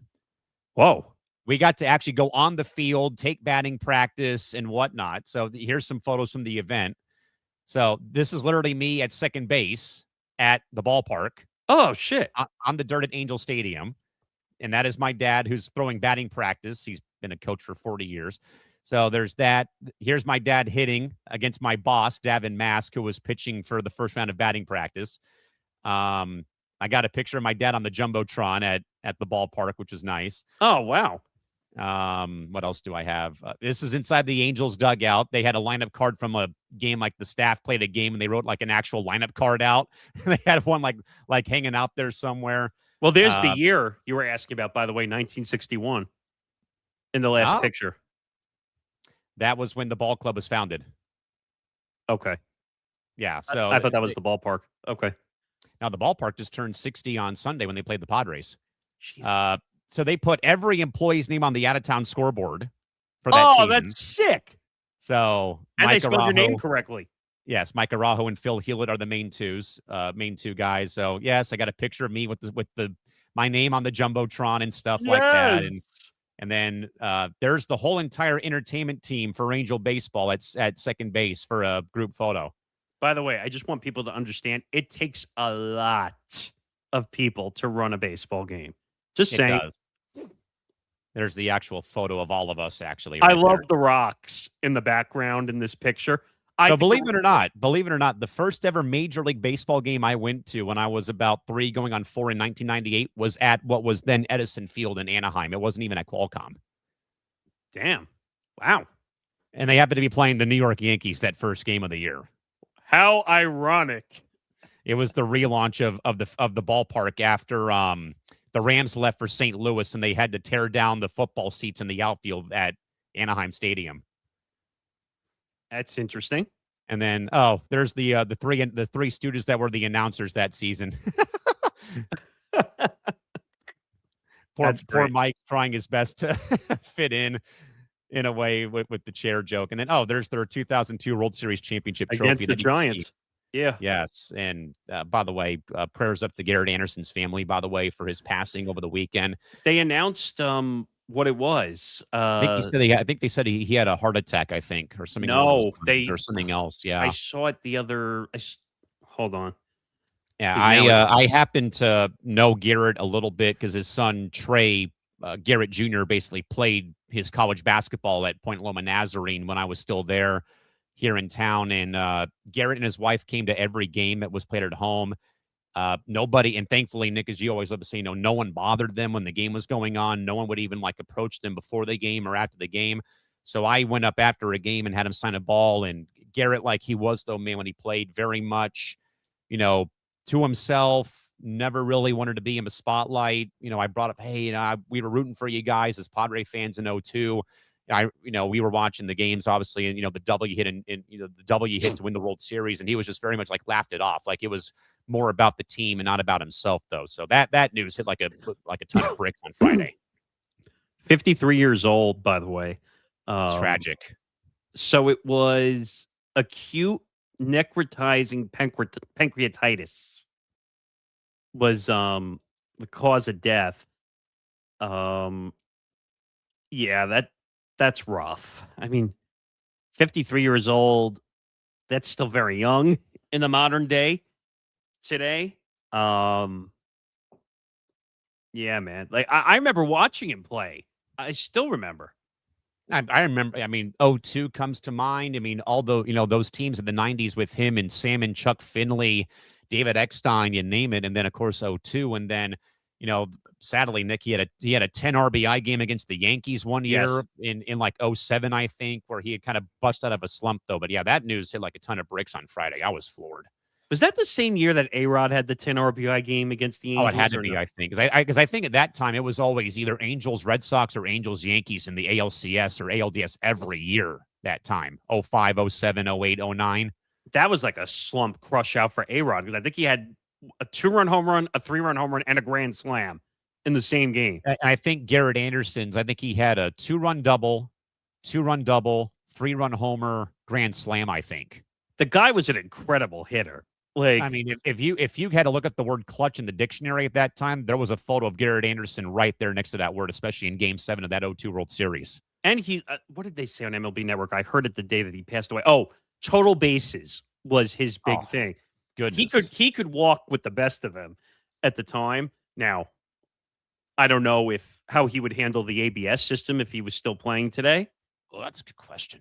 I wonder how him, Rose, Gwynn, Cal Ripken, you name it. Because a lot of guys were very old-fashioned. Would they use the system or would they not? Now, can you imagine if Barry Bonds was still playing if there was an ABS system of this day? I still think he'd be getting walked a lot, sadly. Because I think he would walk more. Used to be, yeah. I think he would walk even more, I think. But I don't know, man. Tragic, though. Sad story. 53 years old. Today, 53 is young. Very much so. I don't know, man. All I right, hope. Nick, well, I was just gonna say, I hope they do something for him at the stadium. Like, so the Angels do have a GA patch on their sleeves, and they have the GA patch is also on the center field wall where they've had the same tributes for Nick Adenhart, Tyler Skaggs, all that stuff too, is the same exact spot. I was gonna say, holy crap, man! With the Angels organization, like the amount of that is a deep dive episode. I think of either, I think it's now small market edition. Did we do that yet, or it's on the list? No, that's later down the road though. I think it's like in October coming up here. But I mean you're gonna have to add him to that list probably too. Unfortunately, the lineage though of tragedy with that franchise is just all the way back, like into the 50s and 60s. You said, I mean, you're talking about Lyman Bostock getting murdered on an off day in Chicago in the 70s after it was a mistaken case of identity. Donnie Moore killing himself after the 86 ALCS where he blew it against the Red Sox, and the fans booed him relentlessly for the remainder of the season into the following year. You had that. You had the buses crashing in the 90s. That one, on the New Jersey Turnpike, where Buck Rogers got sent through the windshield and Rod Carew broke his ribs. You had that. You had the team collapsing in 95. They had a 12-game lead over the Mariners and one injury to Gary DiSarcina, and the team just, went down the tubes. You had that. You had Preston Gomez pass away, a longtime scout for the franchise. Then obviously you had Nick Adenhart. Then you had, Tyler Skaggs's, the drug scandal, scandal or his death. And then now you add this layer to the whole thing. Like, my goodness gracious. They need a turnover in the worst way, whether it's ownership or something. Because Christy, it's actually going to be small market as opposed to benchmarks, but it is coming out, though, I believe in October or in November, I think. It technically could fit either side because the Angels are definitely big market, technically. But I could see it really, like, if you're narrowing in or narrowing down, I should say, you probably could do it on both sides. All right, we got to move on. So let's get to press clippings. First story, NFL on YouTube. I remember I brought this up to you even before this came up. I said, I'm surprised YouTube hasn't done more. Well, I guess I spoke. You got what you wished for. The league is reviewing a 5-game package with YouTube for the 2026 season that would feature exclusive creator-led alternative broadcasts. So we get more ice show speed, Mr. Beast. Who else? Whatever YouTube influencer, just insert here. Empty the Bench Network. I'm down if it's going to help us grow. But like, how many times do I need to see that whole bit? John Boy Media talking football. No, but that whole bit they did last year when the game was on YouTube in Brazil and Mr. Beast was like ha-haing with Roger Goodell. It was kind of ridiculous, if you ask me. Like, they were trying too hard to have two big brands come together so that, oh, look, if we promote Mr. Beast, then the young demographic will come watch us. Like, come on, man. Christy's all in for a ETB alt cast. I'm in. I'd do it. But long story short, this is not a surprise at all. No, I mean, I think, though, if you put games on YouTube, it's a little bit easy. I mean, I don't know if free. It's easier, though. Yeah, exactly, because it's free. Not behind no damn paywall and not here, not there, not on ESPN 8 The Ocho. It's for free on YouTube. Because if I know correctly, even though we were watching it on playback, it was still free. Like, all you had to do was go on YouTube and watch it. But we'll see what happens. There's too much going on the NFL distribution side. All right, next story, Kelsey Plum free agency. Now, no, not actual free agency. This is sneaker free agency. Sneaker free agency, as Under Armour and Kelsey Plum have officially parted ways after 4 years, making her the top footwear free agent in women's basketball. I told you I think this kind of spiraled out of control when Steph Curry left Under Armour. Under Armour is like way behind Nike and all those other brands. I mean, you wear a lot of UA gear on our shows usually, but I mean, I remember when they became a thing back in the day, like they really burst onto the scene with all the, we will protect this house ads, and all that sort of stuff. And I still wear Under Armour occasionally, but I wear more Nike gear, and maybe she'll go to Nike. Who really knows? I mean, she'll make more money if she goes to Nike. I think Caitlin Clark is Nike, right? Yes. Which, again, not surprising. Big brands end up at Nike. She make a lot of money. It's just a matter of, do they have room for every new athlete that becomes a apparel free agent? But I think this stems all the way back to Steph Curry leaving. Now, Steph Curry could have done this years ago. He could have made his own. I think it was just more weird that it happened in the middle of a season when he departed. You saw what he was doing, that he was testing out like new shoes, and that was different weird. brands. Yeah, that was smart. It was smart, but it was awkward. Yeah. At the same time, because everyone was questioning him in the media. Aren't you an Under Armour apparel deal? Why are you No, wearing I'm a free agent, so I'm wearing all these different shoes. Well, he wasn't a free agent yet. His deal was not up yet. But you know what? Athletes have way more power than people realize. Final story here. Maria Sharapova debuts her new podcast. Oh, another athlete podcast. I am so surprised. Wow. Yeah. Debuts. Wow. Her new podcast on Vox Media, which ironically, Vox Media is going through some selling right now. Focusing on the grit required for female ambition in the corporate world. I hope it's not just a business podcast. I hope she talks some tennis. Because, by the way, and you were the one that brought this up before I said it, but Scandal. I hope she's willing to be honest on the podcast. And actually come clean about what happened during her career, though, with the whole drug issues that she was having. Now, she did after a period of time, but do you remember for the longest time she was like denying the allegations? It didn't happen. Oh, yeah. Living in denial, just like your boy Yannick Sinner. Ugh. Oh, I was getting a back massage, and the steroid cream he was using absorbed into my back. Yeah, that's not why Alcaraz kicked your ass again there, you bum. Speaking of Alcaraz, injured, might not be competing in the French Open. Actually. Oh, baby. Well, we'll get to that down the road. Tennis is kind of off right now in the abyss, but that's the final story. Unless anything else you want to get to, but anything else before I don't think there's really much else to get to. I'm not seeing anything breaking across the FOS or anything else that may be worth noting at this rate. We could get to one more funny thing, though. Yes, go ahead. Godless fucking shit, most godless fucking team. So they've lost 12 in a row. The Mets have lost 12 in a row. I don't know if they're playing today. They are. They're playing the Twins again, I think.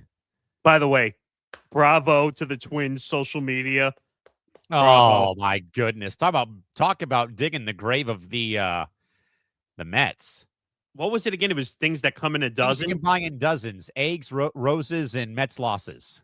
I mean, remember back in the day when social media people would get reprimanded for making jokes on social media? Now it's acceptable socially. Yep, exactly.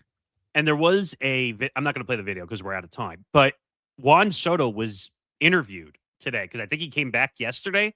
I think yes, or he's coming back today, or I think it was today. So the media asked. So Juan Soto said he hasn't been talking to his Mets teammates during the losing streak. Quote: "They've been on the road most of the time, so I haven't talked to them." Oh, okay. So the one thing that Frank the Tank has been right about, the chemistry imbalance is off. Oh, absolutely. 1,000%. And Francisco Lindor might be part of the issue in the clubhouse.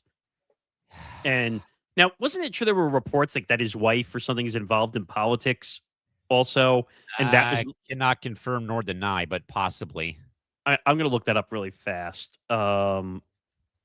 But there was a divide going on in the locker room from what I understand, and that they don't. Well, I mean, we had that weird bogus story that Francisco tried to say that politics played a factor in Brandon Nimmo getting dealt to the Rangers this offseason. Okay, so his wife is a self-described social justice advocate. She was appointed to Democratic Socialist Zoran Mondami, who, by the way, the curse has caused the Mets' 12-game losing streak. So, yes, she is involved in some way, shape, or form in politics. And that was causing a rift in the locker room because some people didn't vote for this and someone didn't vote for that, and blah, blah, blah, blah, blah. I think the locker room is struggling without Alonso and Nimmo. Let's just be real. Yeah. But that's why it's my favorite sound now. Pointless, godless, fucking shit, most godless, fucking team. That's never going to get old now, is it? Oh, my goodness. The further and further they fall. It doesn't even sound like English when he's yelling. Sometimes it just sounds like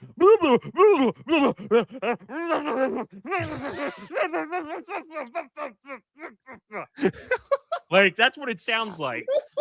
Like, oh my God. Like, Jesus. That's what it sounds like. You're welcome, Frank the Tank. I just made you more views. But that'll do it for the show. Thank you to Alan Shipnuck for being on the show with us today. That interview will be put up later separately if you want to watch it separately. If you want to watch it in the replay, as soon as the show ends, you can go back and find it. I think it was at like the 12 to 15 minute mark of the show. How long was he on for? About 25 minutes? About 25 minutes, roughly, or about 30 minutes. But it's a very interesting conversation. We get into all LIV Golf. He lets us know about the relationships between like Saudi Arabia and the oil and the food and the deals. And we talk about Bryson DeChambeau. And so you definitely want to go check that out. He's got 30 years experience covering the golf world. So I would check that out. He's written a ton of books, including a book on LIV, which, by the way, he said now he can go write the final chapter. Finally. Because apparently he predicted the future. Ooh. But I need the lottery balls, my friend. I wish. But as you see it going across the screen as well, program alert, join the ETB Network's NFL draft coverage beginning tomorrow, 7 p.m. Eastern time, 4 p.m. Pacific time for our 2026 NFL draft pre-show.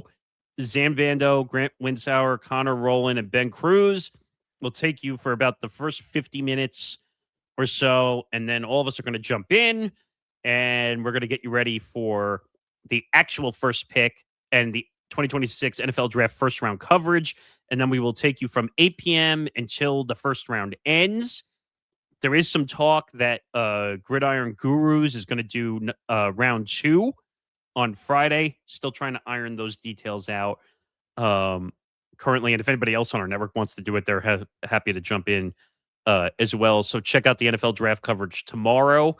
We'll probably be live, if I had to take a guess, from like 7 Eastern to like midnight-ish, probably somewhere in that window.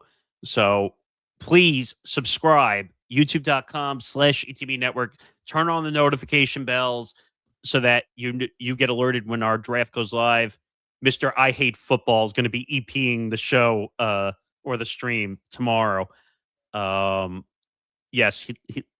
Well, why are you so mean to him about he hates football? Get over it. It's a joke. It's a joke, people. He says things about me. I say things about him. That's our relationship. Get over it.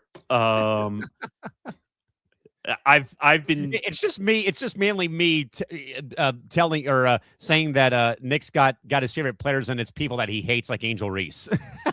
Exactly. I could play along with it. It's fine. Of course. But yeah, follow the network at ETB Network.